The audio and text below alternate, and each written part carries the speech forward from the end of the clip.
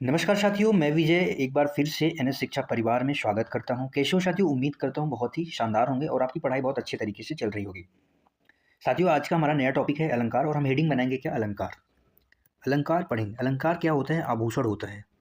जैसे मनुष्य के लिए आभूषण, मनुष्य का आभूषण क्या है? सोना चांदी। वैसे ही काव्य के लिए, पद के लिए अलंकार है। शोभा बढ़ाने के लिए शब्दों में प्रयुक्त होता है, शब्दों की सुंदरता बढ़ती है, वही अलंकार है। ठीक है, हम समझेंगे अलंकार को अच्छे तरीके से। इससे पहले हम आपको ये बता देना चाहते हैं कि अगर आप हमारे चैनल पे नए हैं तो भाई चैनल को सब्सक्राइब कर दिया करो, वीडियो को लाइक शेयर भी कर दिया करो। तो अलंकार, अलंकार क्या है? अलंकार, अलंकार क्या होता है? अलंकार साथी, अलम प्लस कार। अलम प्लस कार। कार का अर्थ है करने वाला, करने वाला। अलम का अर्थ है आभूषण। अलम का अर्थ साथी यहाँ पे क्या है? आभूषण से। किससे है? आभूषण से। अलम का अर्थ यहाँ पे किससे है? आभूषण से। तो हम अगर ऐसा कहें कुछ कि अलंकार का अर्थ होता है अलंकित करना या सजाना। किसको सजाना? काव्यों को। किसको सजाना? काव्यों को। यहाँ पे एक छोटा सा पॉइंट लिखेंगे। अलंकार का अर्थ है, अलंकार का अर्थ है, क्या है अलंकार का अर्थ? अलंकृत करना, अलंकृत करना या सजाना, या सजाना। किसको सजाना है? काव्यों को सजाना। साथी क्या है?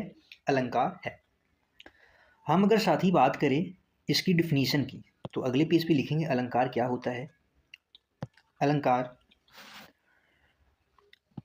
अलंकार क्या होता है? अलंकार सुंदर वर्णों से बनते हैं। अलंकार किसी काव्य की शोभा बढ़ाते हैं, या हम जो परिभाषा पढ़ते हुए आए हैं, काव्य की शोभा बढ़ाने वाले तत्व जो होते हैं वे क्या कहलाते हैं? अलंकार कहलाते हैं। वे क्या कहलाते हैं? अलंकार कहलाते हैं। तो इसकी परिभाषा हम कुछ ऐसे लिखेंगे, किसी काव्य, किसी काव्य, किसी काव्य गद्य, किसी का गद्य या साहित्य, गद्य या साहित्यिक, किसी काव्य गद्य या साहित्य रचना को शब्दों की सुंदरता, रचना को शब्दों की सुंदरता, किसी काव्य गद्य साहित्य रचना को शब्दों की सुंदरता, प्रभाव और भावात्मक गहराई, सुंदरता, प्रभाव और भावनात्मक गहराई से अलंकृत करने वाले तत्वों को, से अलंकृत करने वाले तत्वों को क्या कहते हैं साथी मेरे? अलंकार कहते हैं। तत्वों को अलंकार कहते हैं, अलंकार कहते हैं। यानी इतनी बड़ी परिभाषा की अगर छोटे शब्दों में समझा जाए कि जो काव्य की शोभा बढ़ाने वाले तत्व ही अलंकार है। काव्य की शोभा बढ़ाने वाले तत्व ही क्या है? अलंकार है।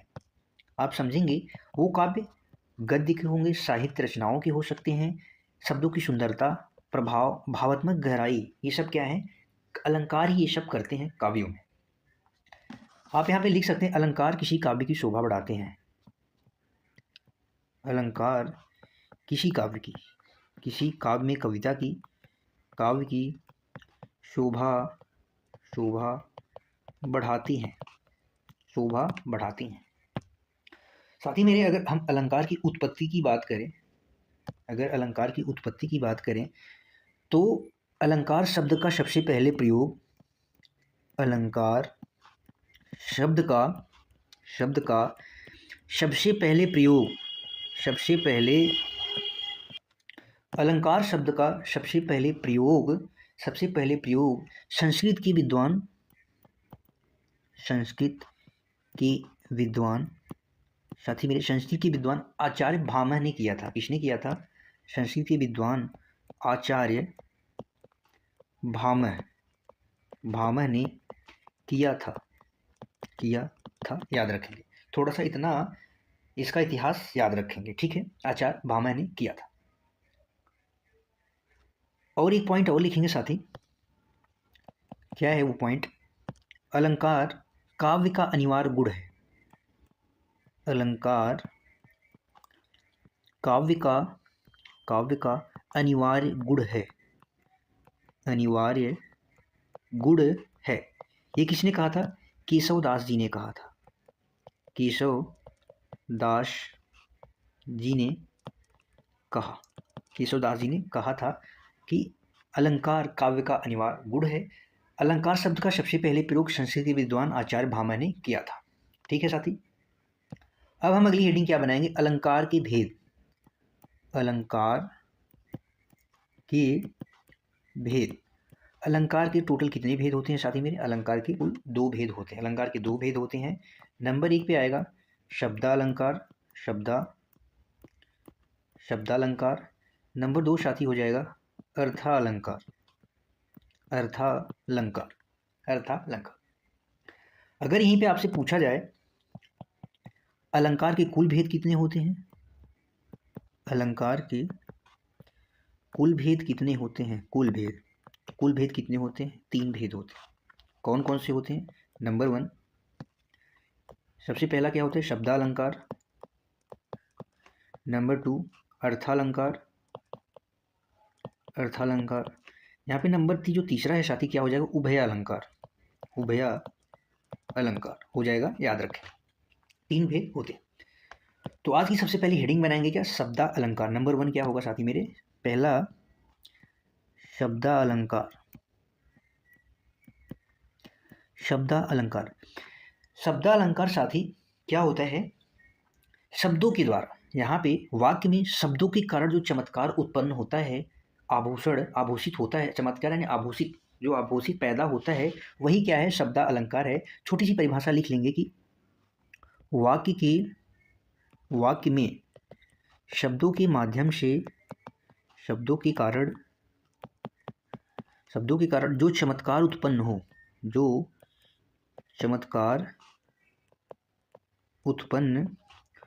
हो, वह क्या है?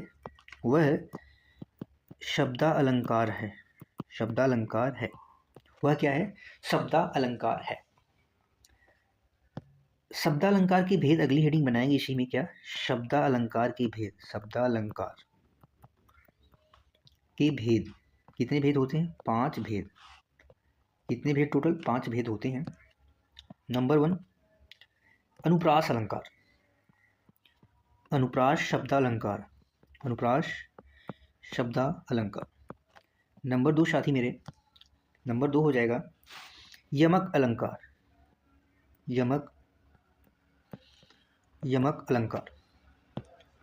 नंबर 3 हो जाएगा श्लेष अलंकार। कौन सा? श्लेष अलंकार। नंबर 4 हो जाएगा साथी मेरे वक्रोक्ति अलंकार।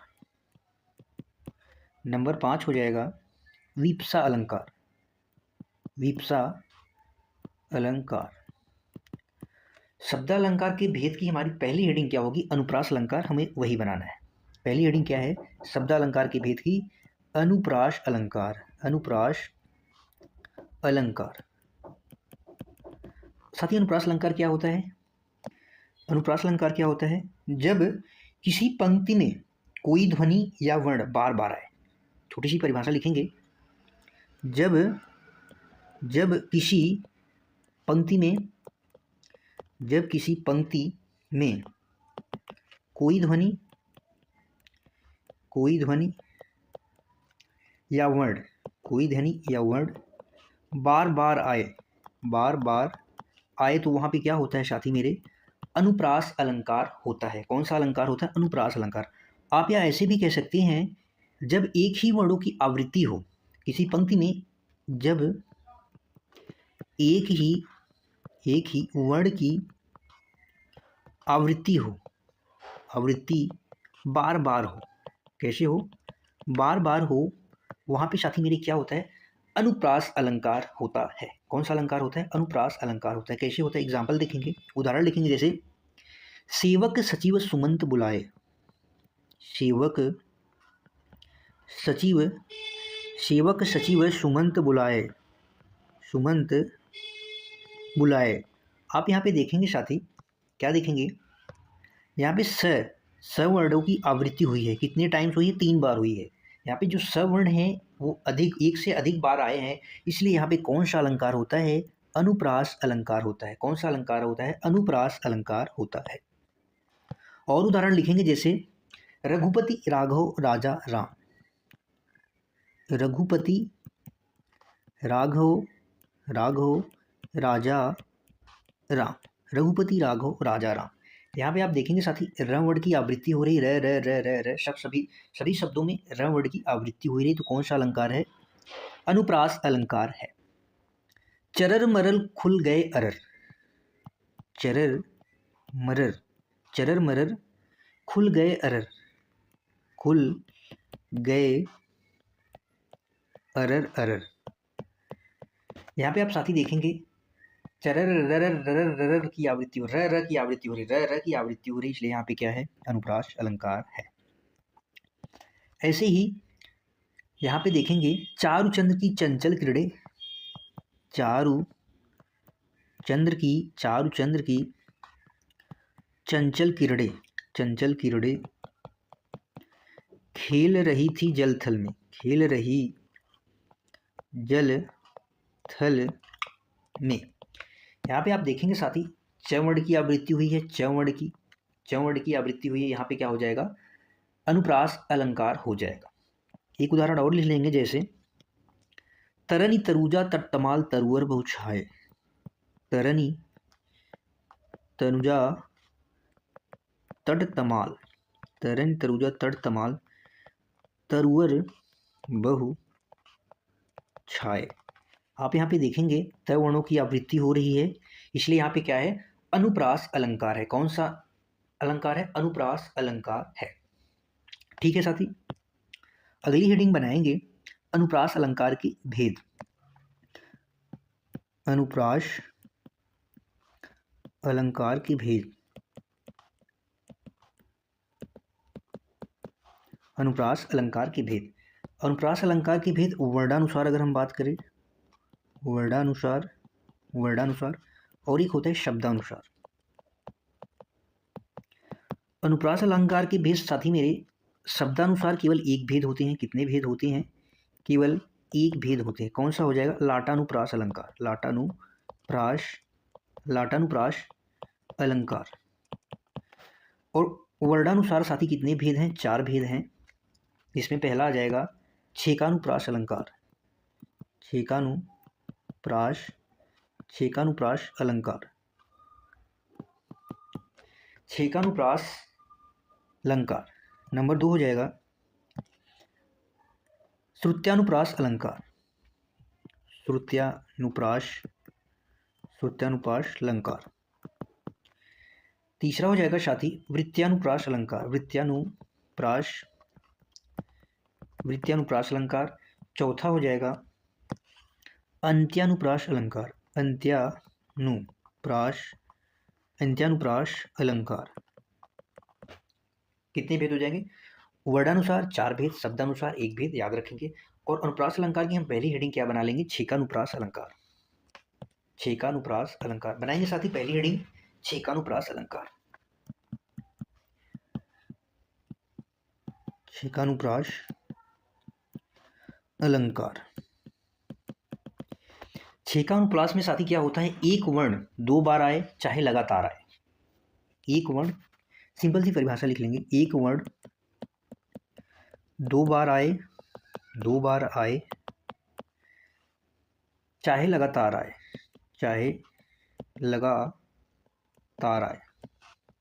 वो क्या होते हैं, छेकानुप्रास अलंकार होता है, छेकानुप्रास अलंकार होता है।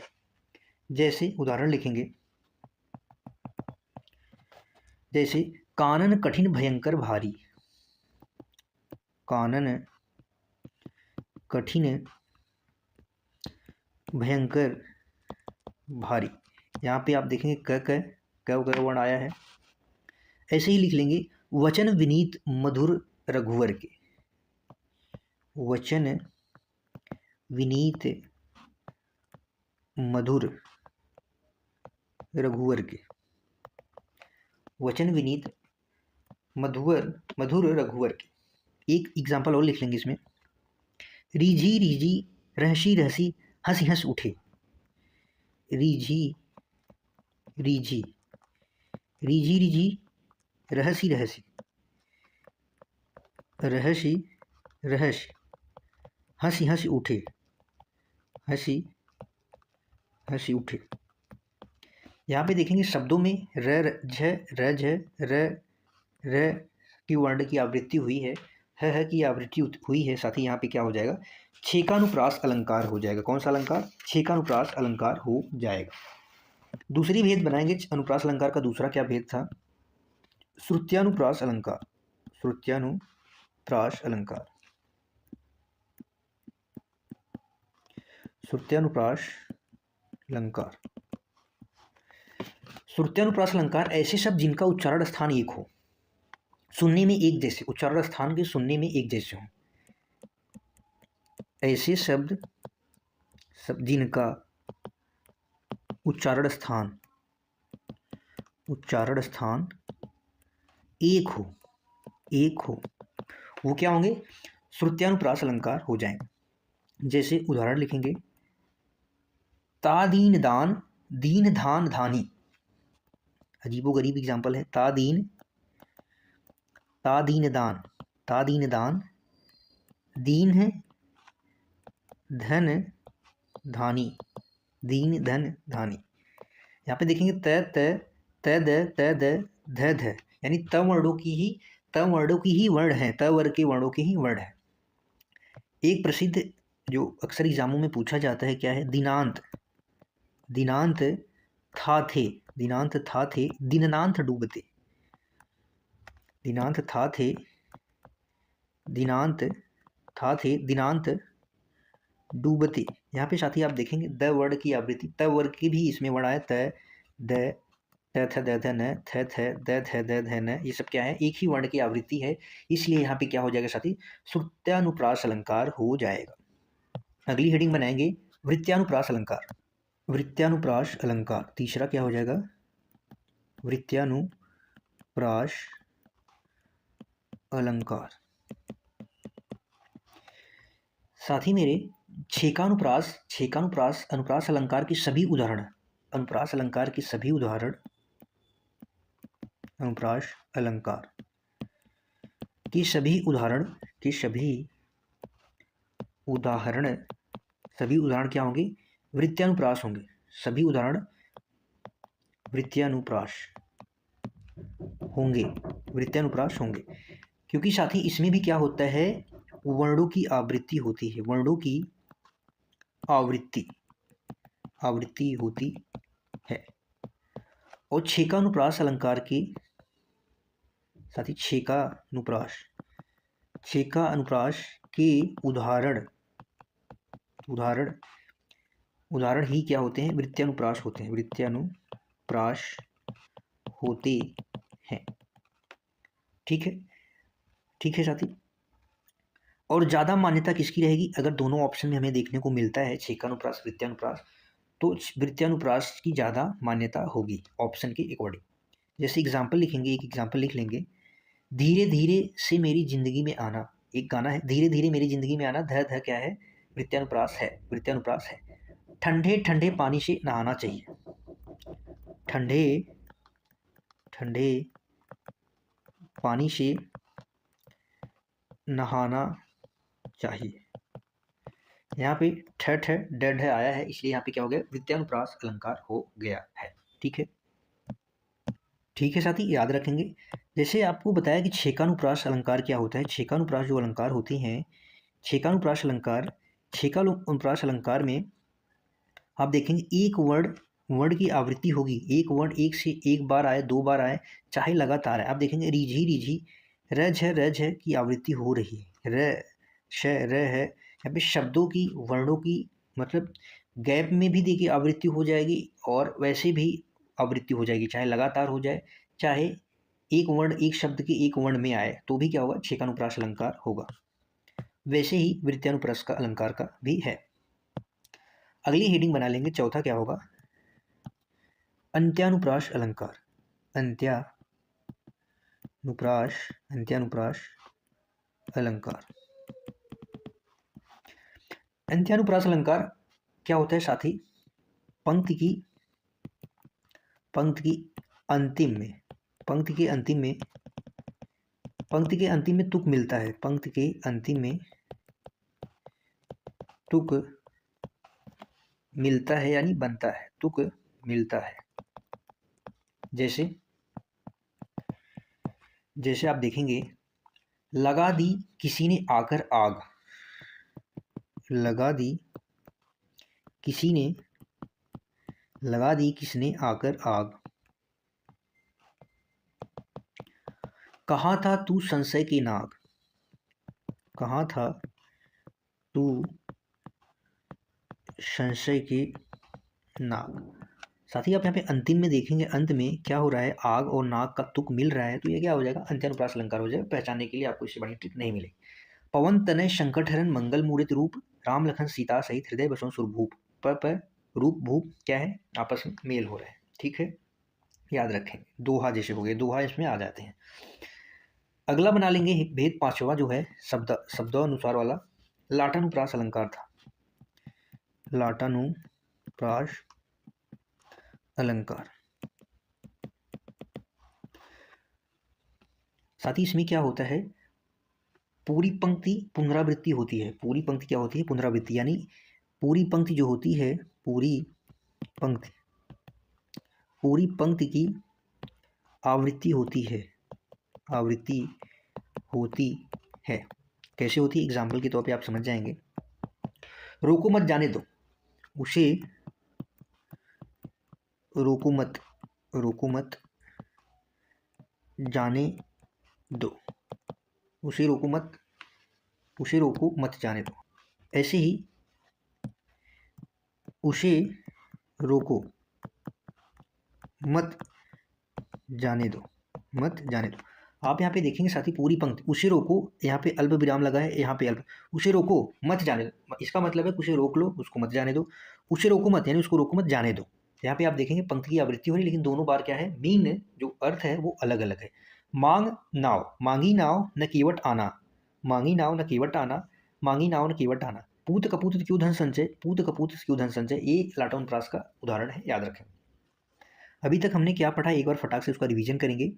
हमने कहा साथी अलंकार, आज का हमारा टॉपिक था अलंकार। अलम प्लस कार आभूषण यानी करने वाला। अलंकार का अर्थ होता है अलंकित करना या सजाना। अलंकार का क्या अर्थ होता है, अलंकित करना या सजाना।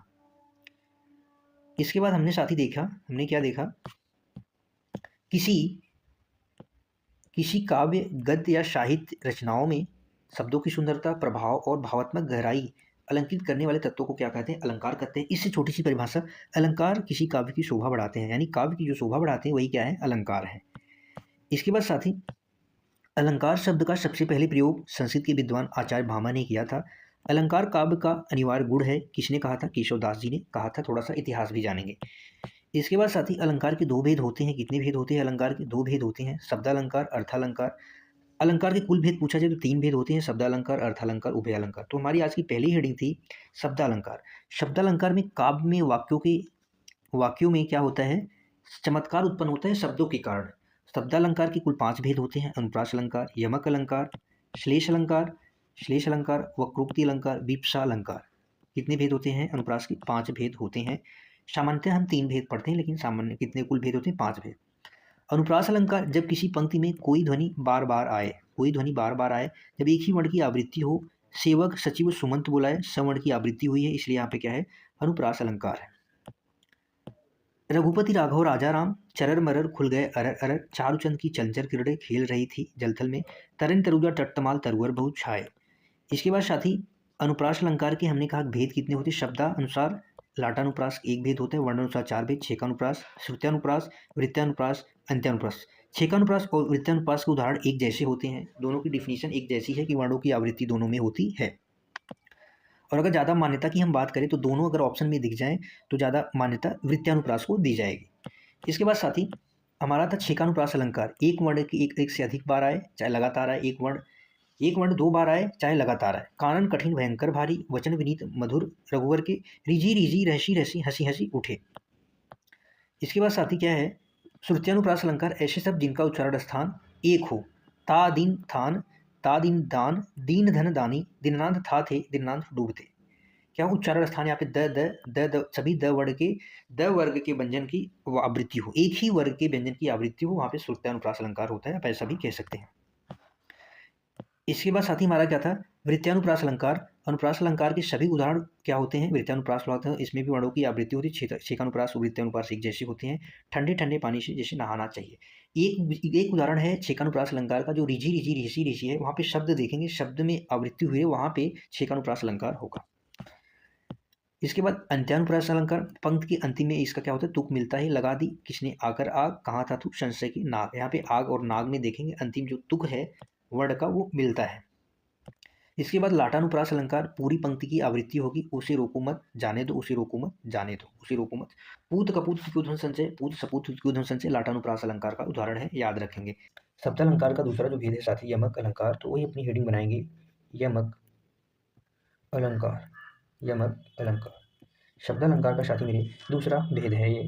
साथी मेरे शब्दालंकार में दो शब्द, मतलब यहाँ पे साथी जो शब्द आएंगे, कुछ ऐसे शब्द आपको दिखेंगे जो समान होंगे लेकिन क्या होंगे, अर्थ अलग होंगे। दो शब्द आपको ऐसे मिलेंगे जो समान होंगे लेकिन अर्थ अलग होंगे, वहाँ पे क्या होगा, यमक अलंकार होगा। जैसे आप यहाँ पे लिख लेंगे, यहाँ पर दो समान शब्द आएंगे, दो समान शब्द आएंगे, लेकिन उनके अर्थ अलग होंगे, लेकिन उनके अर्थ अलग होंगे। वहाँ पे आप समझ जाएंगे कि यमक अलंकार होगा। कौन सा अलंकार होगा, यमक अलंकार होगा। जैसे साथ ही आप एग्जाम्पल देखेंगे, सारंग ले सारंग चले, सारंग ले सारंग चले, सारंग चले। आप यहाँ पे देखेंगे एक सारंग, एक सारंग, और सारंग शब्द दो बार है, दो समान शब्द दो बार है। एक सारंग का अर्थ है साथ ही यहाँ पे घड़ा, और दूसरे सारंग का अर्थ है सुंदरी से। घड़ा, एक सारंग का अर्थ घड़ा, एक सारंग का अर्थ सुंदरी है, तो यहाँ पे कौन सा अलंकार हो जाएगा, यमक अलंकार हो जाएगा। जैसे आप एक एग्जाम्पल और लिखेंगे, जैसे यहाँ पे आप लिखेंगे, सजना है मुझे सजना के लिए, सजना है मुझे सजना के लिए, सजना के लिए। यहाँ पे आप देखेंगे सजना शब्द दो बार है, उसके दो अलग है, एक है सजावट, एक है प्रियतम यानी सजन के लिए। इसका एक प्रसिद्ध है उदाहरण है, कनक कनक ते शौगुनी मादकता अधिकार। एक कनक का अर्थ है सोना, एक कनक का अर्थ है धतूरा। एक एग्जाम्पल और लिखेंगे, काली घटा का घमंड घटा, काली घटा का घमंड घटा। आप यहाँ पे देखेंगे एक घटा और एक दूसरी घटा। एक घटा का अर्थ यहाँ पे बादल है, और साथ ही एक घटा का अर्थ क्या होगा, कम होना, कम होना। यहाँ पे घटा शब्द दो बार आया है और दोनों बार इसके क्या है, अलग अर्थ है, इसलिए यहाँ पे यमक अलंकार होगा। अगला शब्द अलंकार का तीसरा हेडिंग बनाएंगे, श्लेष अलंकार, श्लेष अलंकार। साथ ही श्लेष अलंकार, यहाँ शब्द एक हो, यहाँ पे शब्द एक ही होंगे लेकिन उनका अलग अलग जगह पे अलग अलग प्रयोग होगा। वहाँ पे क्या होगा, अलग अलग जगहों पे उनका प्रयोग होगा अनेक अर्थों के रूप में। यहाँ पे एक छोटा सा परिभाषा लिख सकते हैं, यहाँ पे जहाँ शब्द एक हों, जहाँ शब्द एक हों और उनके अर्थ अलग हों, और उसके अर्थ अनेक हो, अनेक हो, अलग अलग हो, अनेक हो, वहाँ पे क्या होता है, श्लेष अलंकार होता है। जैसे आप देखेंगे साथी, मंगन को देख पट देती बार बार, ऐसे है, थोड़ा सा ऐसे है। एक बार देखेंगे, मंगन को देख पट देती बार बार, पट देती बार बार। यहाँ पे आप देखेंगे साथी, यहाँ पे पट का अर्थ है एक दरवाजा से और एक वस्त्र से। एक साथी क्या है, दरवाजा, एक दरवाजा और एक क्या है, वस्त्र। शब्द एक ही बार आया है, शब्द एक हो, लेकिन मंगन को देख यानी दरवाजा बार बार बंद करती है, वस्त्र देती है बार बार। यहाँ पे आप देखेंगे दो अर्थ हैं इसके। एक प्रसिद्ध एग्जाम्पल है यहाँ पे जो अक्सर एग्जामों में पूछा जाता है, जो रहीम गति दीप की कुल कपूत गति होए, गति सोए, बारे उजियारो करे बड़े उजियारो होए। बारे उजियारो, यहाँ पे बार बचपन और जलना से संबंधित है, तो याद रखेंगे। इसमें भी क्या है, श्लेष अलंकार है, श्लेष अलंकार है। एक और छोटा सा उदाहरण बताएंगे श्लेष अलंकार का, प्रियतम बतला दो, बतला दो मेरा लाल कहाँ है, मेरा लाल कहाँ है। यहाँ पे साथी लाल के दो अर्थ हैं, एक बच्चा और एक रत्न। एक बच्चा और एक रत्न है, जिसमें भी क्या है, श्लेष अलंकार है। एक है साथी, एक और उदाहरण है, सुबरन को ढूंढत फिरत कभी व्यभिचारी शोर। सुबरन को ढूंढत फिरत कभी व्यभिचारी और चोर। यहाँ पे आप देखेंगे साथी सुबरन का अर्थ क्या है। सुबरन के तीन अर्थ हैं, एक कवि के लिए, एक व्यभिचारी और एक चोर के लिए। यहाँ पे एक सुबरन का साथी अर्थ है रूप रंग, रूप रंग व्यभिचारी के लिए, दुष्ट व्यक्ति के लिए। और एक सुबरन का अर्थ है सोना, सोना किसके लिए है, चोर के लिए। क्या खोजते हैं चोर, सोना। और एक सुबरन का अर्थ है अच्छे शब्द, अच्छे शब्द। ये क्या है, कवि अपनी रचना के लिए क्या खोजता है, अच्छे शब्द। सोना चोरी के लिए, व्यभिचारी व रूप रंग देखते हैं। तो यहाँ पे भी एक शब्द के तीन अलग अलग अर्थ में प्रयुक्त हुए हैं। यहाँ पे आप समझेंगे कौन सा अलंकार हो जाएगा, श्लेष अलंकार हो जाएगा। अगली हेडिंग बनाएंगे विप्सा अलंकार। कौन सी, विप्सा अलंकार। विप्सा अलंकार साथी जब अत्यंत आदर के साथ, जब अत्यंत आदर के साथ शब्दों की पुनरावृत्ति हो, आदर के साथ शब्दों में क्या हो, पुनरावृत्ति हो, वहाँ पे विप्सा अलंकार होता है। जब अत्यंत अत्यंत आदर के साथ, आदर के साथ शब्दों की पुनरावृत्ति हो, शब्दों की आवृत्ति, आप ऐसे समझो, आवृत्ति हो, तो वहाँ पे क्या होता है, विप्सा अलंकार होता है। जैसे मधुर मधुर मेरे दीपक जल, मधुर मधुर मेरे दीपक जल। आप यहाँ पे साथी देखेंगे मधुर मधुर मेरे दीपक जल, मधुर मधुर शब्द हैं और इनकी आवृत्ति हुई। शिव शिव कहते हो क्या, शिव शिव कहते हो क्या, राम राम, हर हर, ये सब क्या है, विप्सा अलंकार है। हरे हरे, हरे हरे, हरे हरे मधुर मधुर शब्द हैं। राम राम, राम राम, ये सब जहाँ शुरुआत हो वाक्य में, हर हर, हर हर महादेव, ये सब साथी विप्सा अलंकार है। इस सब में क्या है, विप्सा अलंकार है। अगला बनाएंगे हेडिंग वक्रोक्ति अलंकार। शब्द अलंकार की अंतिम हेडिंग है वक्रोक्ति अलंकार। वक्रोक्ति अलंकार, वक्रोक्ति से वक्ता से अर्थ समझ में आ रहा है साथी। जब वक्ता की बात को श्रोता उल्टा समझ ले, अर्थात कोई अन्य अर्थ निकाल दे, तो वहां पे वक्रोक्ति यानी वक्ता के द्वारा कही गई बात क्या होती है, वक्रोक्ति अलंकार हो जाता है। जैसे आप देखेंगे, पहले से थोड़ी सी परिभाषा लिख लेंगे। जब वक्ता की बात, जब वक्ता की बात को श्रोता, जब वक्ता की बात को श्रोता उल्टा समझ ले, उल्टा समझ ले, अर्थात उल्टा समझ ले का मतलब साथी यहाँ पे उल्टा समझ ले, अर्थात कोई अन्य अर्थ निकले, कोई अन्य अर्थ निकाल ले, कोई अन्य अर्थ समझे, वहां पे वक्रोक्ति अलंकार होता है।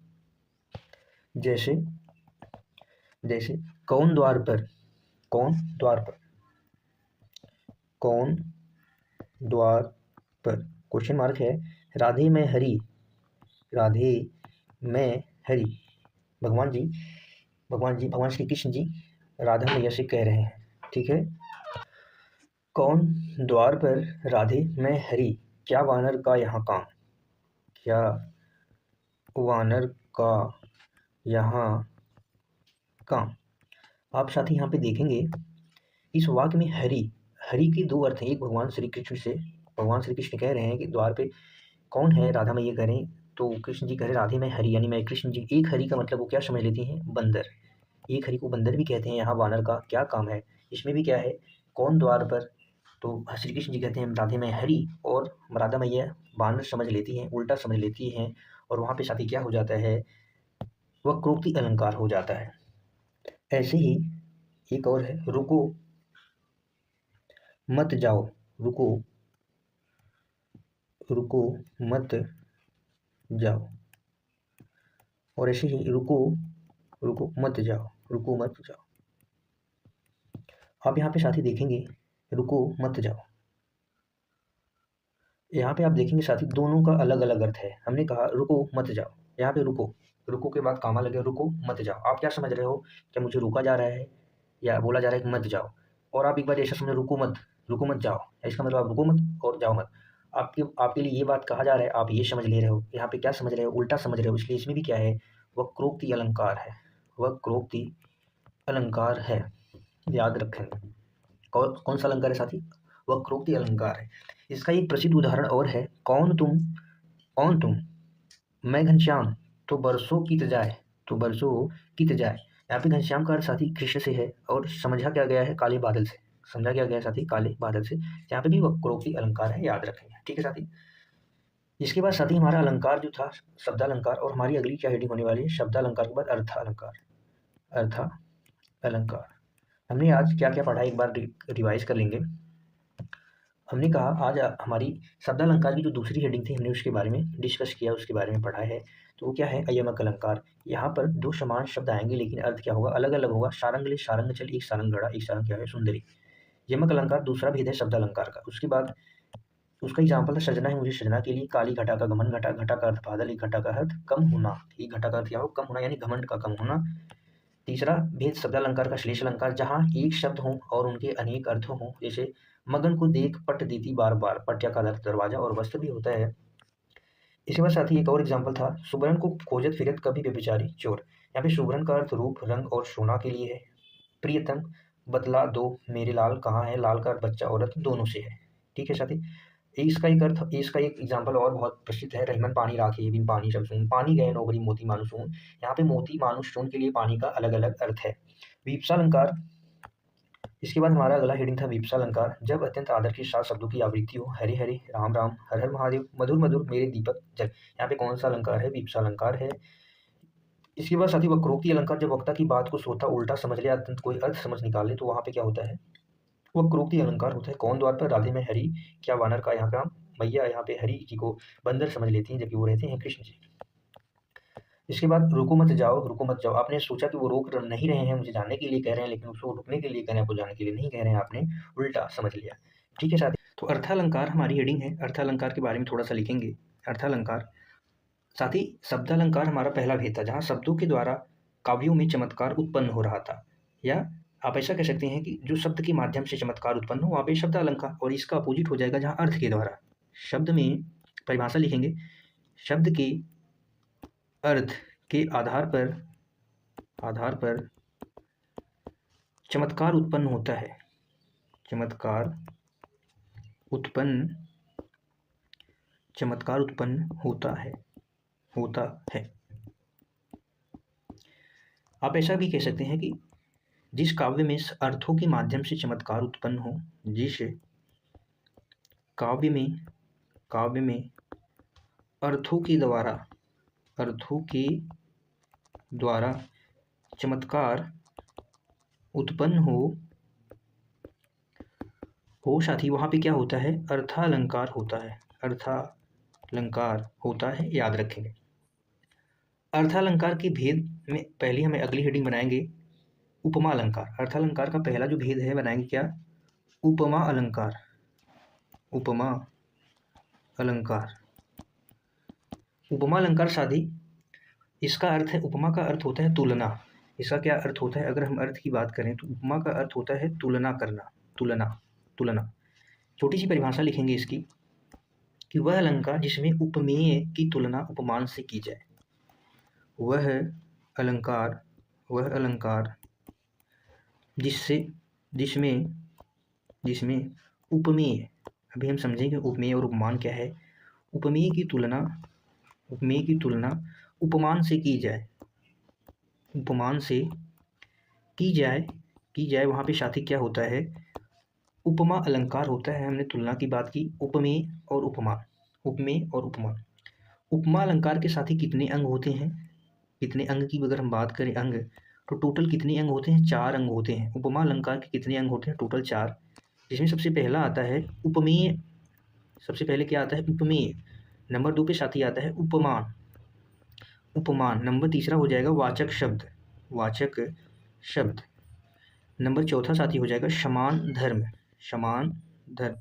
यही चारों साथी क्या हैं, समान धर्म को हम साधारण धर्म भी कहते हैं। क्या कहते हैं? साधारण धर्म, साधारण धर्म भी कह देते हैं, याद रखेंगे। उपमेय साथी क्या होता है? उपमा अलंकार के चार अंग हो गए, उपमेय, उपमान, वाचक शब्द, साधारण धर्म या समान धर्म। उपमेय साथी होते हैं जिसकी तुलना की जाए, जिसकी तुलना की जाती है, जिसकी तुलना की जाए, वही साथी क्या होता है? उपमेय होता है। जिसकी तुलना की जाती है जैसे उपमेय होता है। जैसे हमने आँखों की तुलना कर रहे हैं तो आँखें क्या हो जाएंगी? उपमेय। आँखों की तुलना आप किसी से भी कह सकते हैं, कोमल से कमल से कर सकते हैं, झीलों से कर सकते हैं। तो यहाँ पे जिसकी तुलना कर रहे हैं हम आँखों की तुलना कमल से कर रहे हैं, तो हम यहाँ पे उपमेय क्या हो जाएगा? उपमेय क्या हो जाएगा साथी? आँख हो जाएगा। और उपमान क्या होता है? जिससे तुलना की जाए। उपमान साथी जिससे तुलना, जिससे तुलना की जाए, जिससे तुलना की जाए वो क्या होता है? उपमान होता है। जैसे हमने आँखों की तुलना किससे की है? कमल से। कमल से कर दी है। हमने आँखों की तुलना किससे कर दी है? कमल से कर दी है। वाचक शब्द क्या होते हैं साथी? वाचक शब्द होते हैं जो जैसे आप वाचक शब्द में आते हैं शा, हे, सी। जैसे हमने कहते हैं न कमल, नेत्र, कमल सा सुंदर, तो सा, सी, से ये सब क्या होते हैं? कमल सा सुंदर। सा, सी, से, सा, से, सी, समान, शम, सरिस, शम, सरिस। आप वाचक शब्द से भी पहचान सकते हैं कि काव्य में कौन सा अलंकार है। अगर सा, से, सी, शम, सरिस वाक्य में प्रयुक्त हो तो आप समझ जाइए कि वहाँ पे क्या होता है? उपमा अलंकार होता है। और समान धर्म की हम साथी अगर बात करें तो समान धर्म जो होते हैं, समान धर्म जो गुण उपमेय और उपमान को समान में समान हो, जो उपमेय और उपमान में समान हो वही समान धर्म होता है। जो उपमेय और उपमान दोनों में समान हो, वहाँ पे क्या होता है? साधारण धर्म वही होता है। कैसे होता है? थोड़ा सा एग्जाम्पल के माध्यम से हम समझेंगे। एग्जाम्पल लिखेंगे, मुख चंद्र के समान है। मुख चंद्रमा के समान, ऐसा करेंगे, मुख चंद्रमा के समान है। अब आप यहाँ पे देखेंगे साथी, मुख चंद्रमा के समान है। यहाँ पे के समान साथी क्या है? समान की बात है, ये वाचक शब्द हो गए। क्या हो गए? वाचक शब्द। ये क्या है? वाचक शब्द हो गए। और यहाँ पे मुख की बात की रही है। मुख की तुलना चंद्रमा से की जा रही है, जिससे तुलना की जाती है, जिसका तुलना पहले किसकी तुलना हो रही है? मुख की। तो ये क्या हो जाएगा? उपमेय। किससे की जा रही है? उपमान से। उपमान क्या हो गया? चंद्रमा हो गया। वाचक शब्द क्या हो गया? के समान हो गया। क्या हो गया? वाचक शब्द के समान हो गया। साथ ही इस वाक्य में साधारण धर्म प्रयुक्त नहीं हुआ है। अगले एक वाक्य और लेंगे हम, पहाड़ सा बड़ा दुख। पहाड़ सा बड़ा दुख। पहाड़ सा बड़ा दुख। आप यहाँ पे देखेंगे साथी, तुलना किसकी की जा रही है? किससे की जा रही है? वाचक शब्द क्या है? साधारण धर्म क्या है? सभी हम लिखेंगे। पहाड़ सा बड़ा दुख। यहाँ पे बात अगर हम करें दुख की, दुख क्या है? उपमेय है। दुख क्या है? उपमेय है। क्या है? उपमेय है। उपमान साथी क्या है? उपमान पहाड़ है। उपमान पहाड़ है। सा क्या है साथी? वाचक शब्द है। क्या है? वाचक। सा, सी, से वाचक शब्द होते हैं। दुख क्या है? साधारण धर्म है। समान धर्म जिसे साधारण धर्म। अब यहाँ पे उपमेय दुख है। दुख की तुलना किससे की जा रही है? पहाड़ से की जा रही है। पहाड़ सा बड़ा दुख। दुख कैसा है? पहाड़ सा बड़ा है। दुख के बारे में बताया जा रहा है कि दुख जो है पहाड़ सा बड़ा है। इन दुख के बारे में बात हो रही है, उपमेय हो गया। और किससे की जा रही है? पहाड़ से। तो ये क्या हो गया? उपमान हो गया। पहाड़ सा बड़ा दुख। और बड़ा क्या है? दोनों को बताया, दुख भी बड़ा है, पहाड़ भी बड़ा है, दोनों में क्या है? समान है। ये दोनों में क्या है? समान है दोनों। उपमेय और उपमान दोनों में समान है। सा, सी, से ये सब वाचक शब्द हो गए। आप यहाँ पे समझ जाएंगे कि ये क्या है? उपमा अलंकार है। कौन सा अलंकार है? उपमा अलंकार है। याद रखेंगे साथी। अगले में बनाएंगे उपमा अलंकार के भेद। उपमा अलंकार के साथी कितने भेद होते हैं? 2 भेद होते हैं। उपमा के भेद। उपमा के कितने भेद होते हैं? 2 भेद होते हैं। पहला लिखेंगे पूर्णोपमा अलंकार। पूर्णोपमा अलंकार। इसमें साथी लिखेंगे पूर्णोपमा अलंकार में जिसमें चारों अंग होते हैं, जो उपमा अलंकार के अंग होते हैं, उपमेय, उपमान, वाचक शब्द, समान धर्म या साधारण धर्म, ये चारों जिसमें निहित हो वो क्या हो जाएंगे? उपमा अलंकार हो जाएंगे। और उपमा में कौन सा? पूर्णोपमा अलंकार। पूर्णोपमा में पूर्ण हो अपने आप में, उपमा अलंकार के सभी अंग जिसमें पूर्ण हो वो आप ऐसा कह सकते हैं पूर्णोपमा अलंकार होते हैं। तो इसकी छोटा सा इसमें लिख लेंगे, जिसमें चारों अंग हों, जिसमें चारों अंग हों वो क्या हो जाएंगे, चारों अंग का मतलब आप समझ रहे हैं ना कि उपमेय, उपमान, वाचक शब्द, समान धर्म या साधारण धर्म, चारों अंग जिसमें हो वो क्या हो जाएंगे, पूर्णोपमा हो जाएंगे। चारों अंग की हम बात करें, जैसे लिख लेंगे चारों अंग, उपमेय,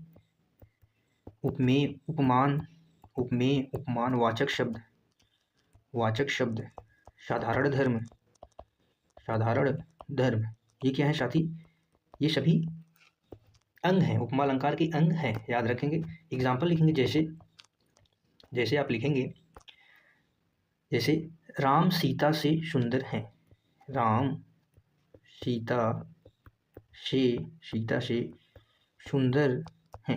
हम यहाँ पे तुलना कर रहे हैं, माता सीता प्रभु श्री राम से सुंदर हैं, राम सीता से सुंदर हैं, प्रभु श्री राम जी माता सीता से सुंदर हैं।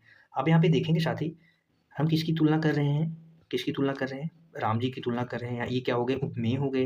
किससे कर रहे हैं, माता सीता से कर रहे हैं, ये उपमान हो गए साथी। सा सी से ये सब क्या हो गए, वाचक शब्द, क्या हो गए, वाचक शब्द हो गए। और क्या है, सुंदर कौन है, दोनों जन सुंदर है, दोनों जन के बारे में बात हुई है, ये क्या हो गए, साधारण धर्म, क्योंकि सुंदरता की बात हो रही है। राम जी सुंदर हैं, सीता भी जी सुंदर हैं, लेकिन सीता जी से सुंदर जी प्रभु श्री राम जी हैं, इसके बारे में बात हो रही है। यहाँ पे आप देखेंगे चारों अंग निहित है, उपमेय भी है, उपमान भी है, वाचक शब्द भी है, साधारण धर्म भी है। ये क्या हो जाएगा, पूर्णोपमा अलंकार हो जाएगा। इसमें क्या हो जाएगा, उपमा अलंकार का पहला भेद पूर्णोपमा अलंकार हो जाएगा। अगले में उपमा अलंकार की दूसरी हेडिंग बनाएंगे, लुप्तोपमा अलंकार। साथ ही लुप्तोत्मा का मतलब आप समझ जा रहे हैं, एक पद इसमें लुप्त होगा, यानी एक छिपा होगा, एक अंग, कोई ना कोई अंग इसमें नहीं होगा। कोई ना कोई का मतलब आप ऐसा समझिए कि इसमें साधारण धर्म की बात नहीं की जाएगी। उपमेय और उपमान तो जरूर होंगे, क्योंकि उससे तुलना होती है, जिससे तुलना हो जाए वो तो उपमा होगा ही। तो आप इसकी छोटी सी परिभाषा लिख लेंगे इसमें, जिसमें एक अंग छिपा हो, एक अंग छिपा हो, वो क्या हो जाएगा, लुप्तोपमा अलंकार हो जाएगा। कैसे, एग्जाम्पल लिखेंगे। अंग से मतलब आप समझ रहे हैं, एक अंग, 4 अंग होते हैं उपमा अलंकार के, उपमेय, उपमान, वाचक शब्द और साधारण धर्म। उसमें से एक अंग छिपा होगा जो, वही क्या हो जाएगा, लुप्तोपमा अलंकार हो जाएगा। मुख सूर्य के समान है, पहला एग्जाम्पल है, मुख सूर्य के समान है। आप यहाँ पे देखेंगे, मुख क्या है, मुख की तुलना की जा रही है, किससे की जा रही है, सूर्य से की जा रही है। तो मुख क्या हो गया, यहाँ पे उपमेय हो गया, और किससे की जा रही है, सूर्य से, तो ये क्या हो गया, उपमान हो गया। यहाँ पे के साथ साथी क्या है, ये सब वाचक शब्द है। क्या है, वाचक शब्द है जो बता रहे हैं कि तुलना की जाए, समान है, ये सब क्या है, सा सी से समान, ये सब क्या होते हैं, वाचक शब्द होते हैं। तो मुख सूर्य के समान है, ये तुलना करा रहे हैं, जिस सबसे तुलना होती है वही वाचक शब्द होते हैं। तो यहाँ पे वाचक शब्द हैं।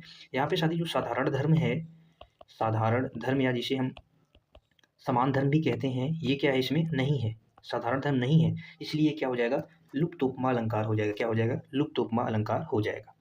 अभी तक हमने क्या पढ़ा, एक बार उसका रिवीजन करेंगे। साथ ही आज की जो हमारी हेडिंग थी, क्या थी, अर्थालंकार। अलंकार का दूसरा भेद था अर्थालंकार, जहाँ पे अर्थों के माध्यम से काव्यों में चमत्कार उत्पन्न हो, वो क्या होता है, अर्थालंकार होता है। अर्थालंकार की हमारी पहली हेडिंग थी उपमा अलंकार। उपमा का अर्थ होता है तुलना, वह अलंकार जिसमें उपमेय की तुलना उपमान से की जाए, वहाँ पे उपमा अलंकार होता है। उपमा अलंकार के 4 अंग होते हैं, उपमेय जिसकी तुलना की जाए, उपमान जिससे तुलना की जाए, वाचक शब्द में सा सी से सम, तुलना बोधक जो शब्द होते हैं वही वाचक शब्द होते हैं।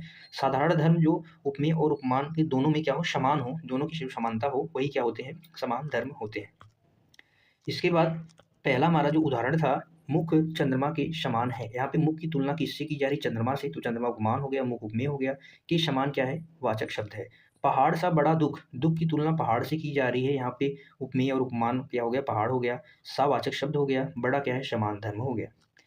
इसके बाद साथी उपमा अलंकार के हमने कहा 2 भेद होते हैं, हम 2 भेद पढ़ेंगे। उपमा अलंकार के होते हैं 2 भेद। पूर्ण उपमा अलंकार जिसमें चारों अंग हों, वो क्या होते हैं, चारों अंग का मतलब उपमेय, उपमान, वाचक शब्द, साधारण धर्म। राम सीता से सुंदर हैं, यहाँ पे सुंदर क्या हो गया साथी, दोनों में समानता का बोध कराता है। साधारण से वाचक शब्द, राम जी की तुलना सीता जी से तुलना, उपमान, उपमेय हो गया। इसके बाद अगला दूसरा था लुप्तोपमा अलंकार। इसमें एक अंग छिपा होता है, इसमें एक अंग नहीं होता है। मुख सूर्य के समान है, मुख किसकी तुलना सूर्य से की जा रही है, सूर्य इसलिए अब उपमान हो गया, उपमेय मुख हो गया। समान क्या है, वाचक शब्द है, इसमें साधारण धर्म नहीं है, इसलिए क्या हो गया साथी, ये लुप्त उपमा अलंकार हो गया, याद रख। तो अपनी हेडिंग बना लेंगे रूपक अलंकार। साथी मेरे उपमेय और उपमान थोड़ा सा समझेंगे। उपमेय और उपमान को एक कर दिया जाता है रूपक अलंकार में। उपमेय में उपमान का भेद रहित यानी कोई अंतर न रहे आरोप यानी आरोप लगा दिया जाता है वाक्यों में। उपमेय और उपमान को एक योजक चिन्ह के माध्यम से जोड़ दिया जाता है। ठीक है साथी, इसकी पहचान है कि उपमेय और उपमान को एक योजक चिन्ह के माध्यम से जोड़ा जाता है और आप इसकी पहचान अच्छे तरीके से कर लेंगे। तो इसकी छोटी सी परिभाषा हम यहाँ पे साथी लिख लेंगे। क्या है, जब उपमेय और उपमान को जब उपमेय और उपमान को उपमेय और उपमान को एक कर दिया जाए, एक कर दिया जाए, एक कर दिया जाए तो वहाँ पे साथी क्या होता है, वहाँ पे साथी क्या होता है, रूपक अलंकार होता है। यही अगर हम बात करें साथी उपमेय, एक परिभाषा इसमें और लिख लेंगे। उपमेय, उपमेय में उपमान का, उपमेय में उपमान का भेद रहित, का भेद रहित। यहाँ पे साथी भेद रहित का मतलब है कोई अंतर न हो, कोई अंतर न रहे, कोई अंतर न रहे। उपमेय में उपमान का भेद रहित कोई अंतर न रहे आरोप कर दिया जाता है, लगा दिया जाता है, कर दिया जाए तो वहाँ पे क्या होता है, रूपक अलंकार होता है। क्या होता है साथी, रूपक अलंकार होता है। यहीं पे अगर हम बात करें साथी, एक पहचान के लिए आप ये चीज़ लिख के रखेंगे कि जब उपमेय और उपमान को एक योजक चिन्ह के माध्यम से जोड़ा जाए तो वहाँ पे रूपक अलंकार होता है। जब अधिकांशतः होता है ऐसा देखने को, जब उपमेय और उपमान को एक योजक के माध्यम से, एक योजक चिन्ह के माध्यम से, एक योजक चिन्ह के द्वारा जोड़ा जाए, एक योजक चिन्ह द्वारा जोड़ा जाता है, जोड़ दिया जाता है तो वहाँ पे क्या होता है, रूपक अलंकार होता है। कौन सा अलंकार होता है, रूपक अलंकार होता है। जैसे उदाहरण लिखेंगे हम, चरण कमल बंदो हरिराई, चरण कमल बंदो हरिराई, अब आप यहाँ पे देखेंगे साथी, जो लास्ट में हमने लिखवाया कि जो उपमेय और उपमान होते हैं वो एक योजक के माध्यम से जोड़ दिया जाता है, तो ये योजक है उसके माध्यम से जोड़ दिया जाता है। यहाँ पे उपमेय और उपमान को साथी क्या कर दिया गया, एक कर दिया गया, उपमेय और उपमान को एक कर दिया गया, इसमें कोई अंतर न रहे। चरण और कमल बंधो हरिराई यानी चरण और कमल की समानता एक में बता दी, एक ही समान कर दिया। ऐसे और एक आगे एग्जाम्पल लिख लेंगे। जैसे मैया मैं तो चंद्र खिलौना ले हो, मैया मैं तो चंद्र खिलौना ले हो, चंद्र खिलौना, यहाँ पे साथी चंद्रमा को खिलौना यानी उपमेय को उपमान में समान कर दिया, ले हो। आप यहाँ पे देखेंगे चंद्र और खिलौना को एक कर दिया गया योजक चिन्ह के माध्यम से। पायोजी मैं है, पायोजी मैं है तो राम रतन धन पायो, प्रेम रतन धन पायो, प्रेम और रतन, राम और रतन, ये सब क्या है, योजक चिन्ह के माध्यम से कनेक्ट होते हैं और इसमें क्या होता है साथी, रूपक अलंकार हो जाता है। जैसे एक एग्जाम्पल और लिख लेंगे। जलता है यह जीवन पतंग, यह जीवन पतंग। आप यहाँ पे देखेंगे साथी जीवन और पतंग उपमेय को उपमान और को समानता बताई है और ये योजक के माध्यम से जुड़े हुए हैं, तो यहाँ पे रूपक अलंकार हो जाएगा, याद रखेंगे। अगली हम हेडिंग बनाएंगे उत्प्रेक्षा अलंकार। कौन सा हेडिंग है हमारी साथी, उत्प्रेक्षा अलंकार। साथी उत्प्रेक्षा अलंकार में इसकी छोटी सी परिभाषा हम लिख लेंगे। उत्प्रेक्षा अलंकार में जहाँ उपमेय और उपमान में समानता के कारण एक होने की संभावना की जाए, उपमेय और उपमान की एक होने की संभावना, जहाँ उपमेय और उपमान में समानता के कारण एक होने की संभावना की जाए, एक होने की केवल संभावना यहाँ पे की जाएगी, संभावना की जाए, वहाँ पे उत्प्रेक्षा अलंकार होता है। अर्थात आप ऐसा समझेंगे, उपमा की कल्पना, उपमेय को उपमान की कल्पना कर दी जाएगी, तो वहाँ पे उत्प्रेक्षा अलंकार होता है। अगर इसकी पहचान की बात करें तो पहचान के लिए आपको कुछ शब्द याद रखना है। पहचान के लिए आपको वाक्यों में मानो, मनु मानो, जनु जानो, मानो मनु, मनहु, मानो मनु, मनहु, जानो जनु, जानो जनु, जानहु, जानहु, ज्यों ज्यों, यह आदि शब्द साथी क्या होंगे, वाक्यों में प्रयुक्त होंगे, जो क्या करेंगे, संभावना बताएंगे। ये शब्द संभावना को बताएंगे। मानो, तो आप समझ जाएंगे कि वहाँ पे क्या होगा, उत्प्रेक्षा अलंकार होगा। कौन सा अलंकार होगा, उत्प्रेक्षा अलंकार हो जाएगा। जैसे उदाहरण लिखेंगे, जैसे हम लिखेंगे मानो कलानिधि, मानो कलानिधि, मानो कलानिधि, झलमलय कालिंदी के नीर, झलमलय कालिंदी के नीर। आप साथी यहाँ पे देखेंगे कि यहाँ पे मानो, मनु मानो, जनु जानो जहाँ पे आ जाए वहाँ पे क्या करेंगे, उत्प्रेक्षा अलंकार हो जाएगा। क्या हो जाएगा, उत्प्रेक्षा अलंकार हो जाएगा। यहाँ पे समानता की तुलना। एक एग्जाम्पल और लिख लेंगे यहाँ पे, ले चल तुझे मैं, ले चला तुझे मैं, साथ कनक ज्यों, भिक्षुक लेकर स्वर्ण। आप यहाँ पे साथी देखेंगे कि ज्यों शब्द आया है, जो मानो, मनहु मानो, जनहु जानो आदि शब्द अगर प्रयुक्त होंगे तो वहाँ पे साथी क्या हो जाएगा, उत्प्रेक्षा अलंकार हो जाएगा। आपको याद रखना है, ठीक है साथी। अब अगली हेडिंग बनाएंगे संदेह अलंकार। कौन सी साथी, संदेह अलंकार। साथी संदेह अलंकार, जिन चीज़ों में फर्क करना मुश्किल हो जाए वही क्या होता है, यानी अर्थ स्पष्ट न हो। आप ऐसे कह सकते हैं कि अर्थ स्पष्ट न हो। संदेह यानी का मतलब है अर्थ, संदेह हो, अर्थ स्पष्ट न हो, वही साथी क्या होता है, संदेह अलंकार होता है। आप ऐसा भी लिख सकते हैं कि जिन चीज़ों में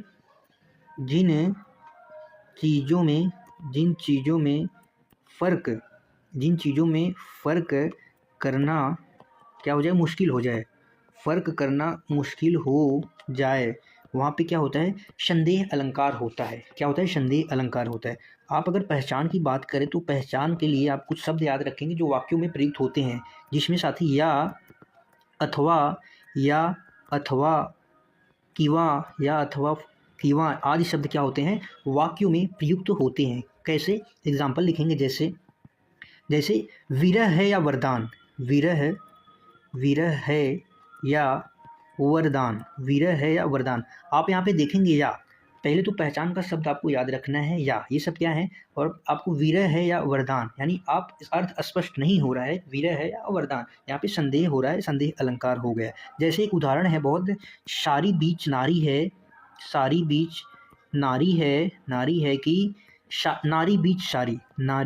बीच सारी, सारी बीच नारी है कि नारी बीच सारी, सारी की ही नारी है कि नारी की ही सारी। साथ ही इसमें भी क्या है, संदेह अलंकार है। कौन सा अलंकार है, संदेह अलंकार है। यहाँ पे भ्रम हो रहा है, सारी बीच नारी है कि नारी बीच सारी है, तो यहाँ पे की आया है, तो इसमें भी क्या है, संदेह अलंकार है। कौन सा अलंकार है, संदेह अलंकार है। अगली हेडिंग हम साथी बनाएंगे भ्रांतिमान अलंकार। कौन सा अलंकार, भ्रांतिमान अलंकार। साथी भ्रांतिमान और अलंकार और संदेह अलंकार दोनों में बहुत अंतर है। संदेह में साथी अर्थ स्पष्ट नहीं होता, और भ्रांतिमान अलंकार जो चीज़ों में फर्क, यानी गलत समझ लेना, भ्रम के कारण आप गलत समझ रहे हो कुछ चीज़ों को, तो वही क्या होता है, गलत समझना। इसमें छोटी सी लिख लेंगे कि जो चीज़ों में फर्क या गलत समझ लेना भ्रम के कारण, किसके कारण, भ्रम के कारण जो चीज़ों में फर्क या गलत समझ लेना, फर्क न कर पाना या गलत समझ लेना, वो क्या होती हैं, भ्रांतिमान अलंकार होती हैं। और इसमें साथ ही उपमान में उपमेय की निश्चयात्मक स्थिति होती है। कैसी होती है स्थिति उपमेय और उपमान की, उपमान में उपमेय की निश्चयात्मक निश्चयात्मक स्थिति होती है, स्थिति होती है, याद रखेंगे। जैसे हमने कहा एग्जाम्पल, जैसे हमने कहा पाय महावर दैन को नाई बैठ मिढ़ती जाए, पाय महावर दैन को नाई मिढ़ती जाए, फिर बैठी महावरी एड़ी मिढ़ती जाए। बड़ा एग्जाम्पल है, आप लिखेंगे कि पाय महावर दैन को नाइक बैठी आए, फिर बैठी महावरी, फिर बैठी महावरी एड़ी मिढ़ती जाए। यहाँ पे साथी कौन सा अलंकार होगा? भ्रांतिमान होगा, क्योंकि पाय महावर दैन को नाई में, यानी आप महावर जान करके कुछ अलग ही एड़ी मिढ़ती जाए, महावर समझ के क्या है एड़ियों में मिढ़ती जा रही हैं, यहाँ पे भ्रम हो रहा है, भ्रम के कारण बहुत सारे चीज़ें हो रही हैं, तो यहाँ पे क्या हो जाएगा? भ्रांतिमान अलंकार हो जाएगा। कौन सा अलंकार हो जाएगा? भ्रांतिमान। ऐसे एक एग्जाम्पल है, चंद समझकर चकोर तुम्हारे पीछे पीछे दौड़ता है। चंद्र समझकर, यानी समझकर, यहाँ पे भ्रम हो रहा है, गलत चीज़ें समझ रहे हैं।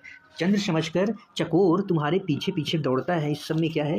भ्रांतिमान अलंकार है। कौन सा अलंकार है? भ्रांतिमान अलंकार है। ठीक है साथी, अभी हमने क्या पढ़ा है थोड़ा सा फटाफट से। क्या था? रूपक अलंकार। रूपक अलंकार जब उपमेय और उपमान को एक कर दिया जाए, उपमेय में उपमान का भेद रहित कोई अंतर न रहे या आरोप कर दिया जाए, तो वहाँ पे रूपक अलंकार होता है। जब उपमेय और उपमान को योजक चिन्ह के माध्यम से जोड़ दिया जाए, तो वहाँ पे क्या होता है? रूपक अलंकार होता है। यहाँ पे चरण कमल बंदो हरिराई, पहला उदाहरण है, चरण कमल बंदो हरिराई, यहाँ पे चरण और कमल है, यहाँ पे क्या हुआ? एक कर दिया गया, योजक के माध्यम से उपमेय और उपमान को एक कर दिया गया। मैया मैं तो चंद्र खिलौना ले हो, जलता है यह जीवन पतंग, जलता है यह जीवन पतंग, ये सब क्या है साथी? रूपक अलंकार के उदाहरण है। जिसके बाद हमारी अगली हेडिंग थी उत्प्रेक्षा अलंकार, जहां उपमेय और उपमान में समानता के कारण एक होने की संभावना की जाए और पहचान के लिए मनु मानो, जनु जानो, जनो मनो, जो यह, ये सब क्या है? इसके चिन्ह हैं जो क्या बताते हैं कि इसमें उपमा अलंकार है। जैसे मानो कला निधि झलमले कलिंदी के नीर, यहाँ पे मानो शब्द आ गया। ले चला तुझे मैं साथ कनक जो भिक्षु लेकर स्वर्ण, ये सब क्या है साथी? जो यहाँ पे आ गया, ये सब में क्या है? उत्प्रेक्षा अलंकार है। इसके बाद हमने कहा कि हमारी अगली हेडिंग क्या थी? संदेह अलंकार, यानी अर्थ स्पष्ट न होना, भ्रम, अर्थ स्पष्ट न होना, जिन चीज़ों में फर्क करना मुश्किल हो जाए और पहचान के लिए या अथवा कीवा शब्द का प्रयोग होता है। संदेह हो जाए, संदेह। वीरह है या वरदान, सारी बीच नारी है कि नारी बीच सारी है, यहाँ पे क्या हो रहा है? आप संदेह कर रहे हैं, भ्रम, आपको संदेह हो रहा है। और भ्रम अलंकार साथी संदेह का अपोजिट है। भ्रम हो जाना, आप चीज़ों को मान लेना, गलत मान लेना, भ्रम के कारण जो चीज़ें फर्क या गलत समझ लेना, भ्रम के कारण उपमेय और उपमान की निश्चयात्मक स्थिति होती है। जैसे पाय महावर दैन को नाई बैठी आए, फिर बैठी महावरी ईड़ी मिटती जाए, यहाँ पे क्या हो जाएगा? अलंकार हो जाएगा। कौन सा अलंकार हो जाएगा? भ्रांतिमान अलंकार हो जाएगा। ठीक है साथी, याद रखें। वीडियो को लाइक और शेयर करें अपने दोस्तों के साथ। साथ ही विभावना अलंकार थोड़ा सा समझेंगे, जहाँ विभावना अलंकार उस अलंकार को कहते हैं कि जहाँ पे कारण हेतु, यानी कारण के न होते हुए भी कार्य का होना पाया जाए, कारण के न होते हुए भी कार्य का होना पाया जाए, वहाँ पे साथी क्या होता है? विभावना अलंकार होता है। इसकी छोटी सी परिभाषा लिख लेंगे, जैसे जहाँ कारण के न होते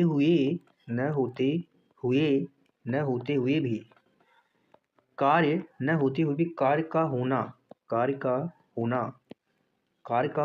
पाया जाए, वहाँ पे साथी क्या होता है? विभावना अलंकार होता है।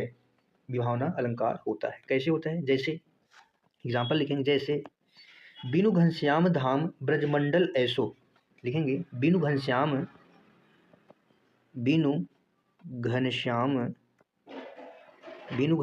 धाम ब्रजमंडल ऐसो। साथ ही इसका मतलब है कि बिना बादलों के ही ब्रज में वर्षा जैसी स्थिति, बिनु घनश्याम का मतलब बिना बादलों के ही, धाम यानी धाम का मतलब ब्रज में मंडल ऐसो, यानी ऐसी स्थिति पैदा हो रही है, यानी बिना कारण के ही कार्य वहाँ पे हो रहा है। ऐसे ही है बिनु तेल के दीपक जलता है, बिनु तेल के दीपक दीपक जलता है। इस समय साथी कौन सा अलंकार है? विभावना अलंकार है। कौन सा अलंकार है? विभावना अलंकार है। बिनु बीज के पौधा उगा, बिनु धूप के कमल खिले, मुख होए वाचाल, पंगु चढ़े गिरवर घन। एक प्रसिद्ध एग्जाम्पल है, इसका लिखेंगे। बिनु पद चले सुने बिनु काना। बिनु पद बिना पैरों के चलते हैं। बिनु पग चले, बिनु पग चले, सुने बिनु काना, सुने बिनु काना, यानी कानों से भी नहीं सुनते, पैर से बिना पैरों को ही चल लेते हैं। कर बिनु कर्म करे विधि नाना। ऐसे एग्जाम्पल्स है, क्या है? विभावना अलंकार है साथी। बिना पैर के चलना, बिना कानों के सुनना, बिना हाथों के अनेक काम करना, इस सब में क्या है साथी? विभावना अलंकार की पहचान है। इसका अर्थ है बिना कारण के ही कार्य हो जाए, बिना कोई रीजन के वो काम हो जाए, वहाँ पे विभावना अलंकार होता है। ऐसे ही चंदन से आग लग गई, बिना हवा के पेड़ हिले, बिना हवा के पेड़ हिले, ये सब क्या है? जहाँ, अब आप ऐसा भी कह सकते हैं, जहाँ सामान्यतः असंभव कार्य कारण के अभाव में घटित हो जाए, वो क्या होंगे? विभावना, सारे विभावना अलंकार होंगे। इसमें थोड़ा सा और लिख लेंगे, विभावना अलंकार में थोड़ा सा और लिख लेंगे यहाँ पे स्टार करके, कि साथ ही बिना, जहाँ असंभव कार्य, यानी असंभव कार्य कारण के अभाव में घटित हो जाए, अभाव में घटित होते हैं, इसमें विभावना अलंकार में घटित होते हैं। इसमें भी साथी क्या होता है? विभावना अलंकार होता है। इतना चीज़ें याद रखेंगे कि असंभव कार्य, जैसे क्या है? बिना पैर के कोई चल सकता है क्या? असंभव कार्य है। बिना कानों के कोई सुन सकता है क्या? बिना हवा के पेड़ कैसे हिल सकते हैं? चंदन से आग कैसे लग सकती है? बिना तेल के दीपक कैसे जल सकता है? ये सब क्या है? विभावना अलंकार है, याद रखेंगे। अगली हेडिंग बना लेंगे, विरोधाभास अलंकार। साथ ही अपनी अगली हेडिंग है क्या? विरोधाभास अलंकार। विरोधाभास अलंकार में साथी विरोध यानी विपरीत अर्थ दिखता है। क्या दिखता है? विपरीत अर्थ। विरोध या विरोध कह सकते हैं, विरोध या विपरीत अर्थ। विपरीत अर्थ क्या होता है? दिखता है। आप ऐसा भी कह सकते हैं, जहाँ वास्तविक विरोध न होकर विरोध का अभाव मात्र हो, विरोध का अभाव मात्र यहाँ पे होता है। ये भी ऐसा लिख सकते हैं कि जैसे वास्तव में कोई विरोध नहीं होता है, जहाँ वास्तव में कोई विरोध नहीं होता है, वास्तव में कोई विरोध नहीं होता है, बल्कि क्या होता है? विरोध का अभाव मात्र होता है। वास्तव में कोई विरोध नहीं होता है, बल्कि विरोध का अभाव मात्र होता है, विरोध का अभाव मात्र होता है। वहाँ पे विरोधाभास अलंकार होता है। साथ ही सीधा विरोधाभास से एक ही मतलब है कि वहाँ पे विरोधी बात की जाएगी, लेकिन विरोध का केवल अभाव मात्र रहेगा। जैसे मोहब्बत एक मीठा जहर है। मोहब्बत क्या है? एक मीठा जहर है। जैसे आप लिखेंगे, पहला एग्जाम्पल लिख लेंगे इसमें, जैसे मोहब्बत ज्यों ज्यों बूढ़े श्याम रंग, त्यों त्यों उज्जवल हुए। काले रंग में डूबकर उज्जवल होना, क्या ऐसा पॉसिबल है? लिखेंगे, मोहब्बत एक मीठा जहर है। मोहब्बत एक मीठा जहर है। ऐसे ही या अनुरागी चित्त की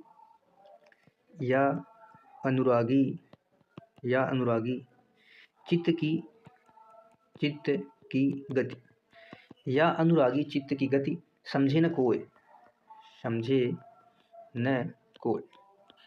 ऐसे ही है, ज्यों ज्यों बूढ़े श्याम रंग, त्यों त्यों उज्जवल होए।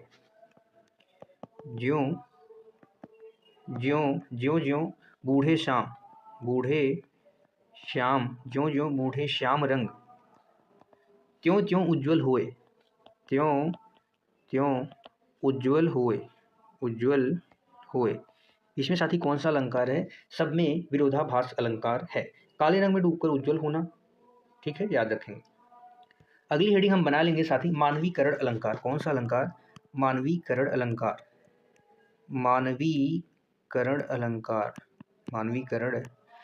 अलंकार।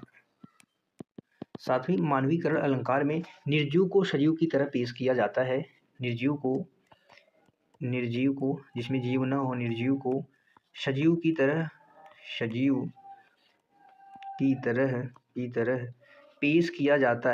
पेश किया जाए वहाँ पे क्या होता है, मानवीकरण अलंकार होता है। सीधा आप समझेंगे कि मानव से तुलना होती है, मानव की प्रकृति से। जैसे आप लिखेंगे हँसती हुई हवा, क्या हँसती हँसती हुई हवा, हँसती हुई हवा, हँसती हुई हवा। साथ ही आप देखेंगे क्या हवा हँस सकती है। दुखी ताजमहल, दुखी ताजमहल, आप देखेंगे साथ ही दुखी ताजमहल। मुस्कुराते बादल, ये क्या है, तुलना हो रही है मानवीकरण निर्जीव को सजीव से, तो यहाँ पे क्या हो जाएगा, मानवीकरण अलंकार हो जाएगा। अगली हेडिंग बनाएंगे साथ ही अतिशयोक्ति अलंकार, अतिशयोक्ति अलंकार, अतिशयोक्ति अलंकार। साथ ही अतिशयोक्ति अलंकार में क्या होता है, यहाँ पे जब किसी बात को बढ़ा चढ़ा के कह दिया जाए, जब किसी बात को बढ़ा चढ़ा के कह दिया जाए। अतिशयोक्ति का मतलब अतिशय प्लस उक्ति से मिलकर बना है उक्ति। अतिशय यानी अधिक बढ़ाया चढ़ाया जाए, तो वो क्या होता है, अतिशयोक्ति अलंकार होता है। जहाँ बात को बढ़ा चढ़ा के पेश किया जाए, बढ़ा चढ़ा के पेश किया जाए, वहाँ पे क्या होता है, जहाँ बढ़ा चढ़ा के पेश किया जाए साथ ही वहाँ पे अतिशयोक्ति अलंकार होता है। जैसे आप लिखेंगे लहरें व्योम चूमने को उठती, लहरें व्योम को चूमने उठती, चूमने को, लहरें व्योम को चूमने को उठती। आप यहाँ पे देखेंगे अतिशयोक्ति अलंकार साथ ही देख लो, जैसे देख लो व्योम चूमने को उठती।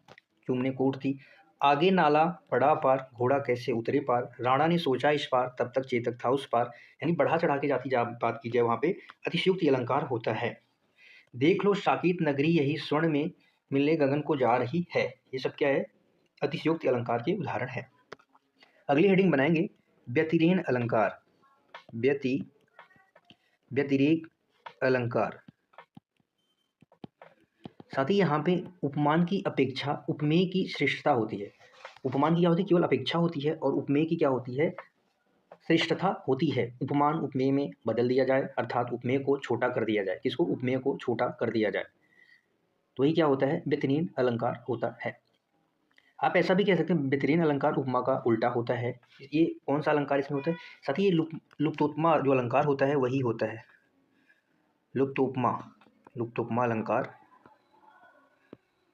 अलंकार साथ ही वही होता है इसमें, क्योंकि तीन ही धर्म होते हैं, तीन ही अंग होते हैं अलंकार के।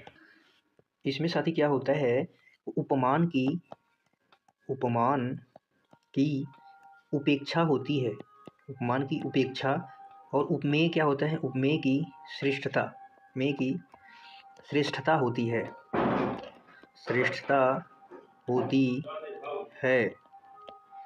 जैसे आप लिखेंगे, जैसे चाँद चेहरे सा है, चाँद चेहरे सा है। सूर्य उसके मुख जैसा है, सूर्य उसके मुख जैसा है। सूर्य उसके मुख जैसा है। इसमें सब में क्या है, बेहतरीन अलंकार है। कौन सा अलंकार है, बेहतरीन अलंकार है। यहाँ पे साथ ही आप देखेंगे कि उपमान की अपेक्षा उपमेय जो होता है, जिससे तुलना की जाती है, वो क्या होता है, वो श्रेष्ठ बताया जाता है। वो क्या होता है, चाँद जो है चेहरे जैसा है, चाँद चेहरे सा है, चाँद को चेहरे सा बनाया है। सूर्य के मुख जैसा, मुख के जैसा बता दिया गया है। ठीक है, अगला हेडिंग बनाएंगे विशेषोक्ति अलंकार। साथ ही हेडिंग बनाएंगे विशेषोक्ति अलंकार। विशेषोक्ति अलंकार किसका उल्टा होता है, विभावना का उल्टा होता है। विभावना अलंकार का उल्टा होता है, विभावना का उल्टा। साथ ही इसमें कारण के बिना कार्य हो जाता है विभावना में, और विशेषोक्ति में क्या होता है, इसमें कारण के बिना कार्य हो जाना। यहाँ पे कारण होते हुए भी कार्य ना होना, यहाँ पे कारण तो रहता है, यहाँ पे क्या होता है, कारण के होने के बाद भी कार्य हो जाता है, बिना कारण के भी कार्य हो जाता है, लेकिन इसमें दोनों रहते हैं, कार्य लेकिन नहीं होता है। कारण होते हुए भी कार्य क्या हो, कार्य न हो जाए, वही विशेषोक्ति अलंकार होता है। विभावना का क्या होता है, ये उल्टा होता है। जैसे नीर भरे निष्दिन रहे, ताऊ न प्यास बुझाए।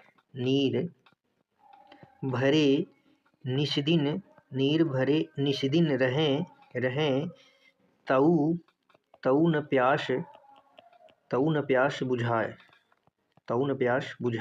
आप यहाँ पे देखेंगे कि नीर भरे हैं, नीर भरे हैं तभी भी प्यास नहीं, यानी पानी पास में है फिर भी प्यास नहीं बुझ रही है, तो ये क्या है? विशेषोक्ति अलंकार, यानी कारण है फिर भी कार्य नहीं हो रहा है।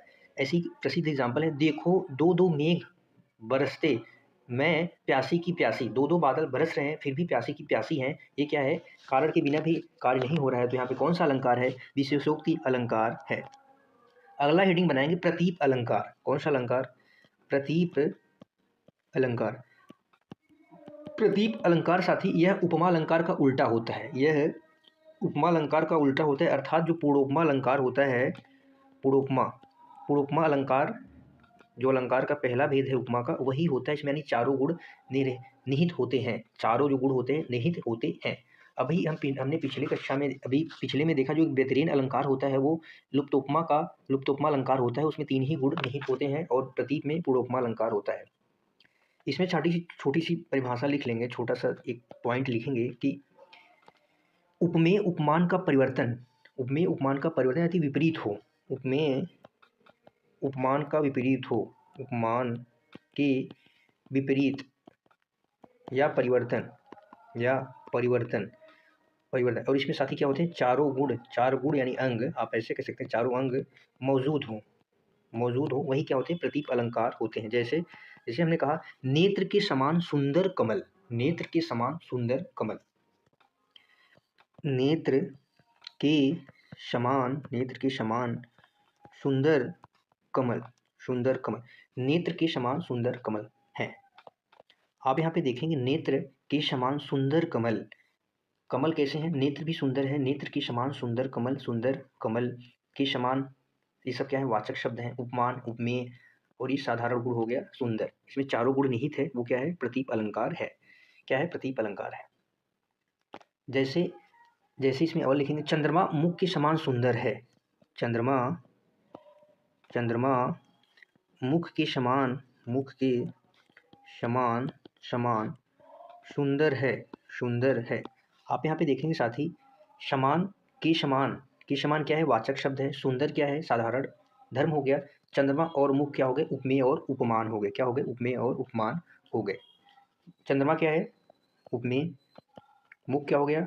उपमान, जिससे तुलना की जा रही है। ये क्या हो गए? वाचक शब्द। ये क्या हो गए? साधारण धर्म। और जिसमें चारों गुण निहित हो, वो क्या होते हैं? पूर्वोपमा, और पूर्वोपमा वही क्या होते हैं? वही प्रतीप अलंकार होते हैं। ठीक है साथी, याद रखेंगे। अगला हेडिंग बनाएंगे अपहुति अलंकार। अपहुति अलंकार,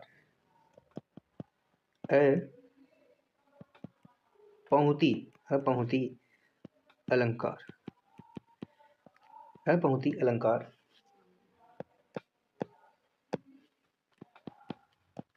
इसमें साथी क्या होता है? नहीं, उपमेय का निषेध करके, उपमेय का निषेध का मतलब नहीं, उपमेय का निषेध करके उपमान का आरोप किया जाता है। उपमेय का निषेध यानी नहीं करके उपमान का आरोप किया जाता है, वहाँ पे कौन सा अलंकार होता है? अपहुति अलंकार होता है। उपमेय का निषेध, निषेध का अर्थ होता है नहीं करके उपमान का आरोप किया जाता है, वहाँ पे क्या होता है? ये अलंकार होता है। जैसे आप एग्जाम्पल लिखेंगे, जैसे साथी, अपहुति अलंकार, उपमेय का निषेध अर्थ नहीं करके उपमान का आरोप किया जाता है। जैसे, यह मुख नहीं चंद्रमा है, यह मुख नहीं चंद्रमा है। क्या है? चंद्रमा है। क्या हुआ? यहाँ पे नहीं का प्रयोग होगा आपके वाक्य में, और क्या होगा? उपमेय, उपमान का आरोप किया जाएगा। उपमान का क्या किया जाएगा? आरोप किया जाएगा। मुख नहीं है, चंद्रमा है। ये क्या हो जाएगा? एक आरोप लगा रहा है, तो यहाँ पे अपहुति अलंकार हो जाएगा। अगली हेडिंग बना लेंगे दृष्टांत अलंकार। कौन सा हेडिंग है? दृष्टांत अलंकार। ये आखिरी है अलंकार, दृष्टांत अलंकार।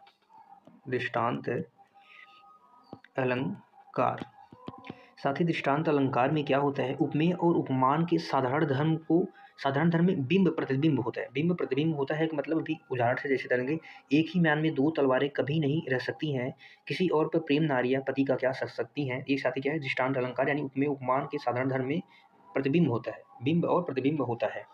या साथ ही आप ऐसा ही कह सकते हैं कि जब उपमेय यानी किसी बात को सिद्ध करने के लिए उसी भाव या आशय की कोई दूसरी बात कह दी, वो जो उपमान होता है वो कह दी जाती है, तो वही उपमा दृष्टांत अलंकार हो जाता है। तो छोटी सी इसकी परिभाषा लिख लेंगे इसकी पहचान के लिए कि जहाँ जहाँ किसी बात यानी इसे उपमेय कहेंगे। क्या कहेंगे? उपमेय। किसी बात को सिद्ध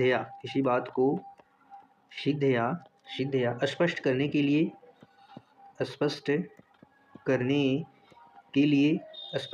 लिए उसी भाव या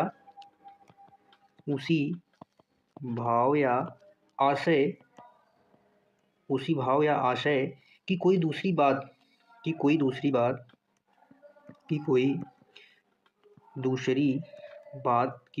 बात जिसे क्या कहेंगे? उपमान कहेंगे। यानी किससे तुलना की जा रही है वो क्या होता है? उपमान।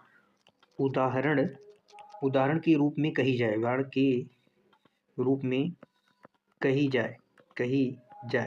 या आप सीधा एक लाइन में ऐसे कह सकते हैं, उपमेय उपमान के साधारण बिंब प्रतिबिंब, यानी उपमेय और उपमान क्या हो? एक दूसरे के उपमेय उपमान क्या हो? प्रतिबिंब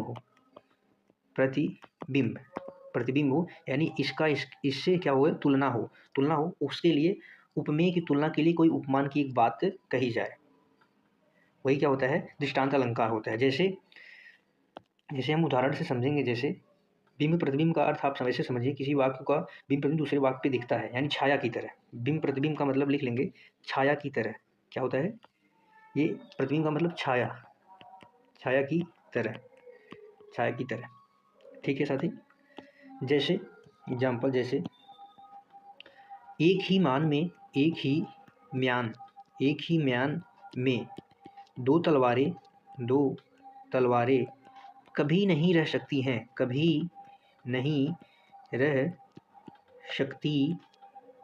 सकती। किसी और पर प्रेम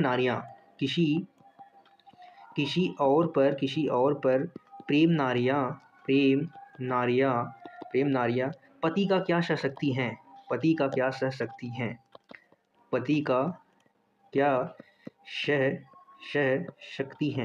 हैं। आप यहाँ पे देखेंगे साथी, ये जो पहला वाक्य है, ये पहला वाक्य क्या हो जाएगा? ये उपमेय हो जाएगा। उपमेय, और इसकी ये छाया हो जाएगी, यानी किसी बात को कहने के लिए, किसी वाक्य पर सिद्ध करने के लिए उसी रूपी बात को उपमान बताया गया। क्या बताया गया? उपमान बताया गया। तो यहाँ पे क्या हो जाएगा? उपमान नहीं, उपमान। ये क्या हो जाएगा? दृष्टांत अलंकार हो जाएगा, यानी उपमेय और उपमान का छाया की तरह प्रयुक्त होना वाक्यों में। ठीक है, एक बार हम फटाक से रिवीजन करेंगे अभी हमने क्या पढ़ा है। साथियों, आज हमारी पहली हेडिंग थी विभावना अलंकार। जहाँ कारण के न होते हुए भी कार्य का होना पाया जाए, वहाँ पे विभावना अलंकार होता है। बिनु घनश्याम धाम ब्रजमंडल ऐसो, बिनु तेल के दीपक जलता है। यानी बिना घनश्याम यानी बिना बादल के ही ब्रज में ऐसा लग रहा है कि जैसा बादल छाए हुए हैं, बिना तेल के ही दीपक जलता है, यानी बिना कारण के ही कार्य हो जाए, वहाँ पे विभावना अलंकार होता है। बिनु पग चले सुने बिनु काना, यानी आप विभावना अलंकार को ऐसा भी कह सकते हैं, असंभव कार्य करने के अभाव में घटित होता है। क्या होता है? असंभव कार्य कारण के अभाव में क्या होता है? घटित होता है, वहाँ पे विभावना अलंकार होता है। इसके बाद विरोधाभास अलंकार यानी सीधा विपरीत, यानी विरोधी बात की जाए, जहाँ वास्तव में कोई विरोध न हो, बल्कि विरोध के अभाव का मात्र हो, वही क्या होता है? विरोधाभास अलंकार होता है। जैसे मोहब्बत एक मीठा जहर है, या अनुरागी चित्त की गति समझे न कोय, जो बूढ़े श्याम रंग त्यों तो उज्ज्वल होए। यहाँ पे विरोधी बात की जा रही है। मानवीकरण अलंकार साथी, निर्जीव को सजीव की तरह पेश किया जाता है। हंसती हुई हवा, जैसे दुखी ताजमहल, मुस्कुराते बादल, ये क्या है? यहाँ पे निर्जीव को सजीव से तुलना की जा रही है। अतिशयोक्ति अलंकार में साथी क्या होता है? जहाँ बात को बढ़ा चढ़ा के पेश किया जाए। लहरें व्योम चूमने को उठती, आगे नाला पड़ा अपार, घोड़ा कैसे उतरे पार, राणा ने सोचा इस पार, चेतक तब तक था उस पार। इसमें क्या है? अतिशयोक्ति अलंकार है। देख लो साकेत नगरी, यही स्वर्ण को मिलने गगन में जा रही है। इसमें क्या है साथी? अतिशयोक्ति अलंकार है। बेहतरीन अलंकार साथी क्या होता है? लुप्तोपमा अलंकार जो होता है वही बेहतरीन अलंकार होता है, यानी इसमें 3 गुण निहित होते हैं, 3 अंग निहित होते हैं। उपमा अलंकार की अपेक्षा उपमेय की श्रेष्ठता होती है। जहाँ यहाँ पे देखेंगे चाँद क्या है? चेहरे सा है। सूर्य क्या है? मुख सा है। तो यहाँ पे क्या हुआ है? मुख को श्रेष्ठ बताया गया है, और यहाँ पे चाँद चेहरे सा है, बेहतरीन अलंकार हो गया। इसके बाद अगली हेडिंग थी विशेषयोक्ति अलंकार साथी। ये क्या होता है? विभावना का उल्टा होता है, यानी कारण होते हुए भी कार्य का न होना। जैसे नीर भरे निस्दिन रहे तउन प्यास बुझाए। आपके पास पानी है, आप पी नहीं पा रहे हो, तो ये क्या है? विशेषोक्त अलंकार है। इसके बाद साथ ही प्रतीप अलंकार, ये पूर्वोपमा अलंकार है, इसमें चारों गुण निहित होते हैं, मौजूद होते हैं। उपमेय उपमान के विपरीत यानी परिवर्तन अपोजिट होता है, इसमें दिखाया जाता है। नेत्र के समान सुंदर कमल, नेत्र के समान सुंदर कमल, यहाँ पे समान क्या है, वाचक शब्द है, और सुंदर साधारण गुण है, कमल और नेत्र में उपमान है, इसमें चारों गुण निहित हैं। इसके बाद अगला उदाहरण है चंद्रमा मुख के समान सुंदर है, यहाँ पे चंद्रमा उपमेय मुख उपमान के समान साथी वाचक शब्द हो गया, सुंदर साधारण धर्म हो गया, और विपरीत है वाक्य में उपमेय और उपमान। तो इसके बाद अपनहुति अलंकार है, उपमेय का निषेध यानी नहीं करके उपमान का आरोप किया जाता है। यह मुख नहीं चंद्रमा है, क्या है, मुख नहीं चंद्रमा है, नहीं आएगा तो वहाँ पे आप सीधा समझ जाइए क्या है, अपनहुति अलंकार है।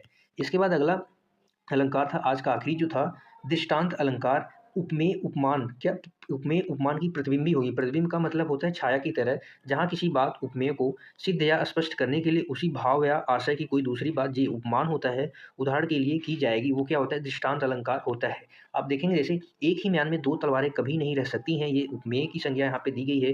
किसी और पर प्रेम नारी या पति का क्या सकती है, उपमान हो गया, किसी बात को सिद्ध करने के लिए किसी बात को कहना, वही क्या है, दृष्टांत अलंकार है। ठीक है साथ में थ्योरी, उसके बाद हम उसकी प्रैक्टिस करते हैं। ठीक है साथी, तो पहला क्वेश्चन आपकी स्क्रीन पे बताएंगे क्या होगा इसका आंसर। तरनी तरुजा तट तमाल तरुवर बहुछाय में कौन सा अलंकार है। अनुप्रास अलंकार है, यमक अलंकार आर है, उत्प्रेक्षा अलंकार है, उपमा अलंकार है। बताएंगे साथी। आप यहाँ पे साथी मेरे देखेंगे कि यहाँ पे त वर्णों की आवृत्ति हो रही है, त त त त, और साथी जहाँ पे वर्णों की आवृत्ति हो, क्या हो, वर्णों की आवृत्ति हो, वहाँ पे क्या होता है, अनुप्रास अलंकार होता है। कौन सा अलंकार होता है, अनुप्रास अलंकार होता है। तो इसका ऑप्शन ए जो है क्या होगा, राइट आंसर हो जाएगा। अगला क्वेश्चन देखेंगे, क्वेश्चन नंबर 2 है आपकी स्क्रीन पर। चरर मरर खुल गए अरर अरर स्वस्फुटों में से कौन सा अलंकार है। आपको बताना है कि चरर मरर खुल गए अरर अरर, खुल गए अरर अरर। साथ ही आप यहाँ पे देखेंगे कौन सा अलंकार है, अनुप्रास अलंकार, श्लेष अलंकार, यमक अलंकार, उत्प्रेक्षा अलंकार। यहाँ पे भी आप देखेंगे र वर्ड की आवृत्ति हो रही है, र र र, यहाँ पे अनेकों बार र वर्ड की आवृत्ति हुई है। यहाँ पे साथी कौन सा अलंकार हो जाएगा, अनुप्रास अलंकार हो जाएगा। अनुप्रास अलंकार में वर्णों की आवृत्ति होती है। अगला क्वेश्चन देखेंगे, क्वेश्चन नंबर 3 है। बड़े न हुजे गुणन बिनु बिरद बढ़ाई पाए कहत धतूरे शो कनक गहनो गढ़ियो न जाए। प्रस्तुत पंक्ति में कौन सा अलंकार है। अतिशयोक्ति अलंकार है, प्रतिवतुष्पमा अलंकार है, अर्थांतरन्यास अलंकार है, विरोधाभ्यास अलंकार है। बताएंगे साथी अगर इस पंक्ति का अर्थ हम समझने की कोशिश करें तो यहाँ पे बड़े न हुजे गुणन बिन, यानी बिना गुणों के कोई बड़ाई नहीं करता है, बिना गुण के कोई बड़ाई नहीं करता है। कहते हैं ना कि धतूरे, जो क्या कहते हैं, धतूरे को कनक यानी सोना तो कह देते हैं, लेकिन क्या होता है, गहनो गढ़ियो न जाए, उससे गहना नहीं गढ़ा जा सकता है। इसके माध्यम से कोई कथन, एक कथन यहाँ पे है, यहाँ पे एक कथन है, और उसके बाद यहाँ पे एक कथन के माध्यम से जोड़ा जा रहा है। कोई कथन दिया है और उसको किसी विशेष कथन के कारण जोड़ा जाए तो वहाँ पे क्या होता है, अथांतर न्यास अलंकार होता है। कौन सा अलंकार, अथांतर न्यास अलंकार होता है। समझिए साथी, क्योंकि यहाँ पे आप देखेंगे कि यहाँ पे बता रहा है कि बिना गुणों के कोई भी व्यक्ति बड़ी उपाधि या प्रशंसा नहीं पा सकता है। उसी प्रकार जैसे धतूरे से क्या होता है, धतूरे से तो सोना कह सकते हैं, धतूरे को कनक यानी सोना तो कह सकते हैं, लेकिन क्या वास्तव में उसको गहना बनाया जा सकता है, नहीं बनाया जा सकता। यहाँ पे एक कथन के माध्यम से दूसरे कथन को बताया जा रहा है, तो यहाँ पे क्या हो जाएगा, तथांतर न्यास अलंकार हो जाएगा। अगला क्वेश्चन है, क्वेश्चन नंबर 4 है। चरण कमल बंदो हरिराई में बताना है आपको कौन सा अलंकार है। श्लेष अलंकार, रूपक अलंकार, अतिशयोक्ति अलंकार, उपमा अलंकार। बताएंगे साथी क्या होगा इसका आंसर। अगर अतिशयोक्ति की बात करें तो साथी अतिशयोक्ति शुद्ध वर्तनी, अगर आपसे पूछा जाए अतिशयोक्ति ये पूरा शुद्ध वर्तनी है। क्या है ये, शुद्ध वर्तनी। यहाँ पे स जो है साथी क्या होगा, पूर्ण होगा। यहाँ पे साथी आप देखेंगे चरण को कमल कह दिया गया है, और जहाँ पे उपमेय और उपमान में, ये उपमेय और ये उपमान है, इसमें समानता दिखा दी जाए, क्या हो जाए, समानता। जहाँ उपमेय और उपमान में समानता दिखा दी जाए, क्या दिखा दी जाए, समानता दिखा दी जाए, वहाँ पे साथी क्या होता है, रूपक अलंकार होता है, क्योंकि यहाँ पे चरण को कमल के समान बता दिया गया है, और यहाँ पे रूपक अलंकार हो जाएगा। अगला क्वेश्चन देखेंगे, क्वेश्चन नंबर 5 है। कनक कनक ते शौगुनी मादकता अधिकाय या खाए बौराए जग वा पाए बौराए। प्रस्तुत पंक्ति में कौन सा अलंकार है। उपमा अलंकार, यमक अलंकार, अनुप्रास अलंकार, श्लेष अलंकार। साथी आप यहाँ पे देखेंगे, यहाँ पे कनक कनक के शौगुन, एक कनक का साथी यहाँ पे क्या अर्थ है, धतूरा। एक कनक का यहाँ पे क्या अर्थ है, धतूरा, और एक कनक का क्या अर्थ है, सोना। एक कनक का क्या अर्थ है यहाँ पे, सोना। साथ ही दोनों एक ऐसे नशा के रूप में यहाँ पे प्रयुक्त हुआ है। अगर धतूरा एक ऐसा नशा है, इसे खाने पे भी इंसान पागल हो जाता है या बौरा यानी बौखला जाता है, पागल हो जाता है। वैसे सोने की जो लत होती है, इससे भी क्या होता है, इंसान बौखला जाता है, पागल हो जाता है। एक शब्द के दो अर्थ हैं, यहाँ पे कौन सा अलंकार हो जाएगा? यमक अलंकार हो जाएगा। कौन सा अलंकार? यमक अलंकार हो जाएगा। अगला क्वेश्चन नंबर 6 है आपकी स्क्रीन पर।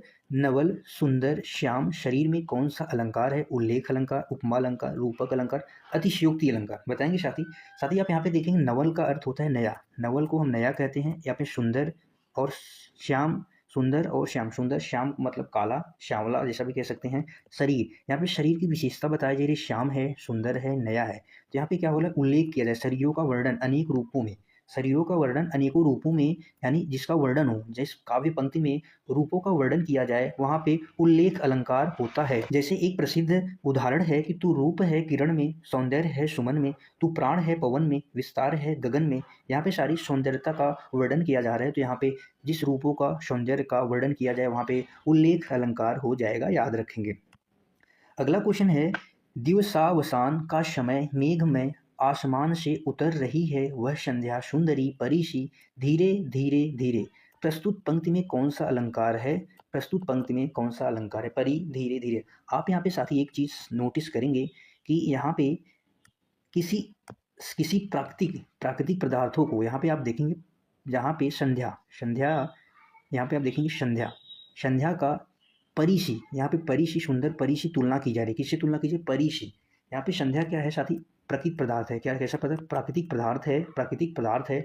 और सुंदरी परी यानी मानवीय जो क्रियाकलाप है, उस पर तुलना की जा रही है, उस पर आरोप लगाया जा रहा है। और ऐसा भी जहाँ कहीं पे भी हो कि प्राकृतिक का मानवीय क्रियाकलापों से तुलना हो या आरोप लगाया जाए, वहाँ पे क्या होता है? मानवीकरण अलंकार होता है। आप ऐसा कह सकते हैं, किसी सजीव वस्तु का निर्जीव वस्तु से तुलना हो, किसी सजीव वस्तु, निर्जीव वस्तु का जिसमें जिसमें प्राकृतिक वगैरह भी सारी चीज़ें आती हैं, सजीव से जिसमें मानव आते हैं, तुलना हो, वहाँ पे मानवीकरण अलंकार होता है। अगला क्वेश्चन है क्वेश्चन नंबर 8 आपकी स्क्रीन पे। क्वेश्चन नंबर 8 है, तीन बेर खाती थी वे तीन बेर खाती हैं में कौन सा अलंकार है? अनुप्रास अलंकार, श्लेष अलंकार, यमक अलंकार, अन्योक्ति अलंकार। साथ ही आप यहाँ पे देखेंगे बेर शब्द दो बार प्रयुक्त हुआ है, और यहाँ पे बेर के दो अलग अलग अर्थ हैं।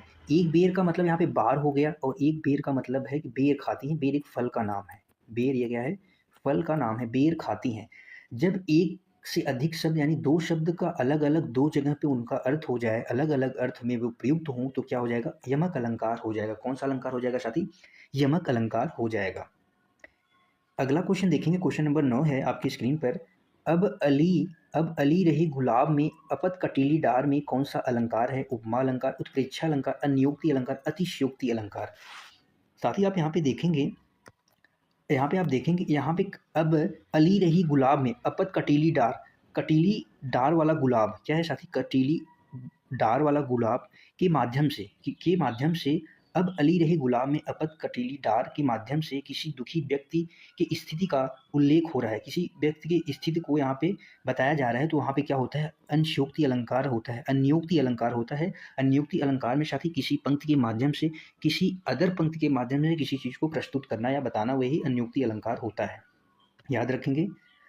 अगला क्वेश्चन है क्वेश्चन नंबर 10 है आपकी स्क्रीन पर। नहीं पराग नहीं नहीं मधुर मधु, नहीं विकास ई काल, अली कली ही श्यों बधियो, आगे कौन हवाल। प्रस्तुत पंक्ति में कौन सा अलंकार है? रूपक अलंकार है, विशेषोक्ति अलंकार है, अन्योक्ति अलंकार, अतिशयोक्ति अलंकार है। साथ ही आप यहाँ पे देखेंगे कि यहाँ पे नहीं पराग नहीं नहीं मधुर मधु ई काल, विकास अली काल, यहाँ पे भी कौन सा अलंकार होगा? अन्योक्ति अलंकार हो जाएगा। क्योंकि साथ ही यहाँ पे आप देखेंगे कि जो कली की तुलना की जा रही है, कली की तुलना की जा रही है, कली की तुलना यहाँ पे राजा और रानी के प्रसंग है, राजा और रानी के प्रसंग है। यहाँ पे आप देखेंगे प्राकृतिक की तुलना की जा रही है, एक प्रकृति के माध्यम से, प्राकृतिक के माध्यम से जीवन में मनुष्य के जीवन को बताया जा रहा है, मानवीय गुणों को बताया जा रहा है। वहाँ पे अंशयोक्ति अलंकार हो जाएगा। क्या हो जाएगा? अंशयोक्ति अलंकार हो जाएगा। एक पंक्ति के माध्यम से किसी पंक्ति दूसरी पंक्ति की स्थिति को बताना ही वहाँ अंशयोक्ति अलंकार होता है। अगला है, कबीरा सोई पीर है, जे जाने पर पीर, जे पर पीर न जाने शो काफिर बेपीर। प्रस्तुत पंक्ति में कौन सा अलंकार है? यमक है, रूपक है, पुनरुक्ति है, श्लेष अलंकार है। कौन सा अलंकार है? श्लेष अलंकार है। साथ ही आप यहाँ पे देखेंगे कबीरा सोई पीर, पीर और पीर का अर्थ यहाँ पे दो बार है। एक पीर को हम क्या कह सकते हैं? एक पीर यहाँ पे संत और सज्जन के लिए है, संत या सज्जन। और एक पीर का अर्थ है दुख और पीड़ा से, एक पीर का अर्थ साथी यहाँ दुख या पीड़ा से है। तो यहाँ पे कबीरदास जी के माध्यम से यही पता चलता है, जे पर जाने न पीड़ सो काफी बेपीर, यानी जो पीड़ा से गुजरता है वही पीड़ा को अच्छे से समझ सकता है। यहाँ पे कौन सा अलंकार हो जाएगा, यमक अलंकार हो जाएगा। यहाँ पे पीर शब्द 2 बार है और 2 बार उसके क्या है, अलग अलग अर्थ हैं, वहाँ पे यमक अलंकार होता है। अगला है क्वेश्चन नंबर 12, संदेशन मधुवन कूप भरे में कौन सा अलंकार है, रूपक अलंकार है, वक्रोक्ति अलंकार, अन्योक्ति अलंकार, अतिशयोक्ति अलंकार है। साथ ही अतिशयोक्ति अलंकार में किसी चीज को बढ़ा चढ़ा के बात को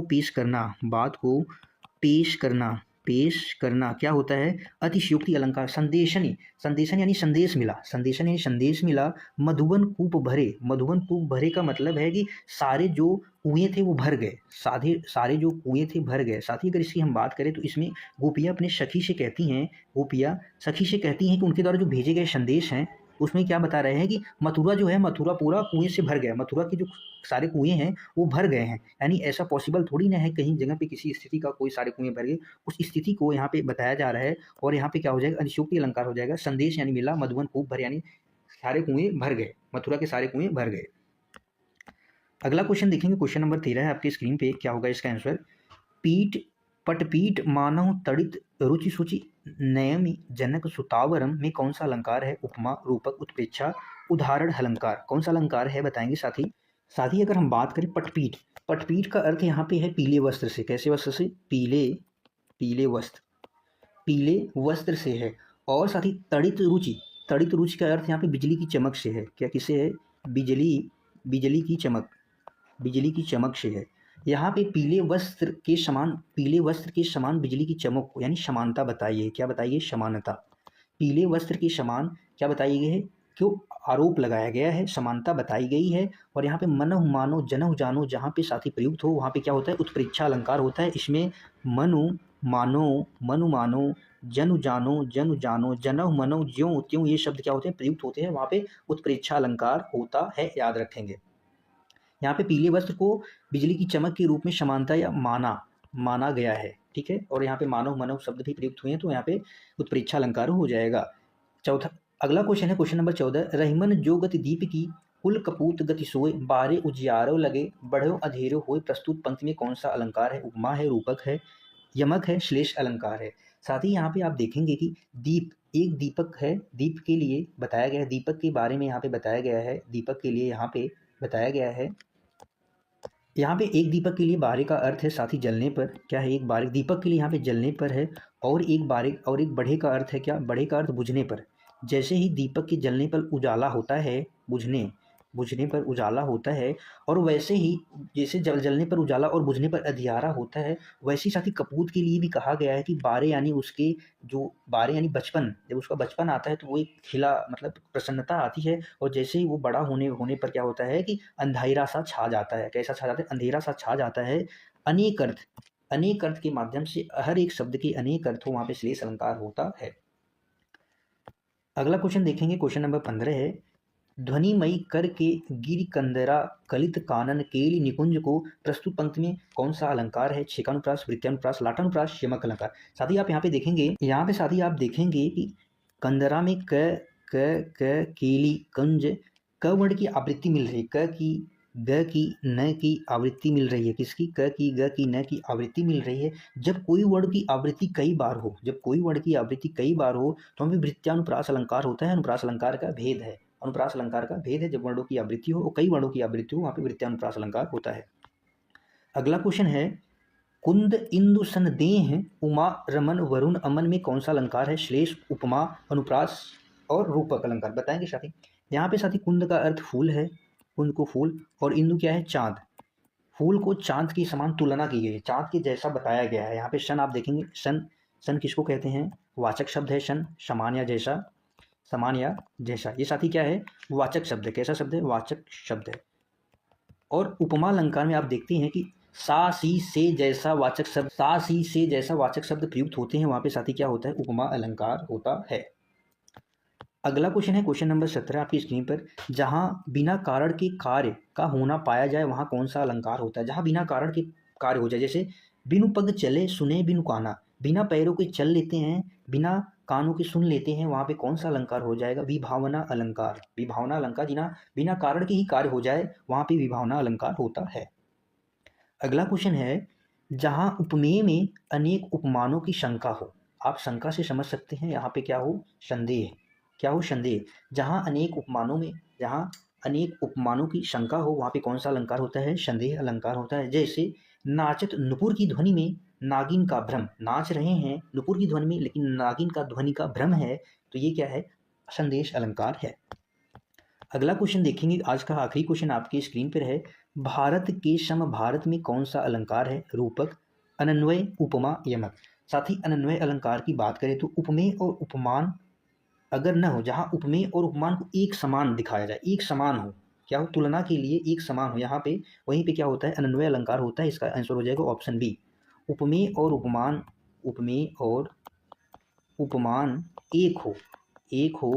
एक हो वहाँ पे क्या होता है? अनन्वय अलंकार होता है। भारत के सम भारत, यहाँ पे भारत के समान केवल भारत ही है। यहाँ पे भारत के समान केवल भारत ही है, उसके अलावा कोई नहीं है। यहाँ पे जो स्वयं की तुलना स्वयं से की जाए, यानी उपमेय भी स्वयं हो, उपमान भी स्वयं हो, वहाँ पे अनन्वय अलंकार होता है। याद रखेंगे, ठीक है साथी? बताएंगे साथी आज की क्लास कैसी लगी। क्लास अच्छी लगी हो तो क्लास को लाइक और शेयर जरूर करें अपने दोस्तों के साथ। ये मस्त रहे। मिलते हैं कल की अगली शानदार जानदार क्लास में। तब तक के लिए bye bye. Thank you so much. जय हिंद।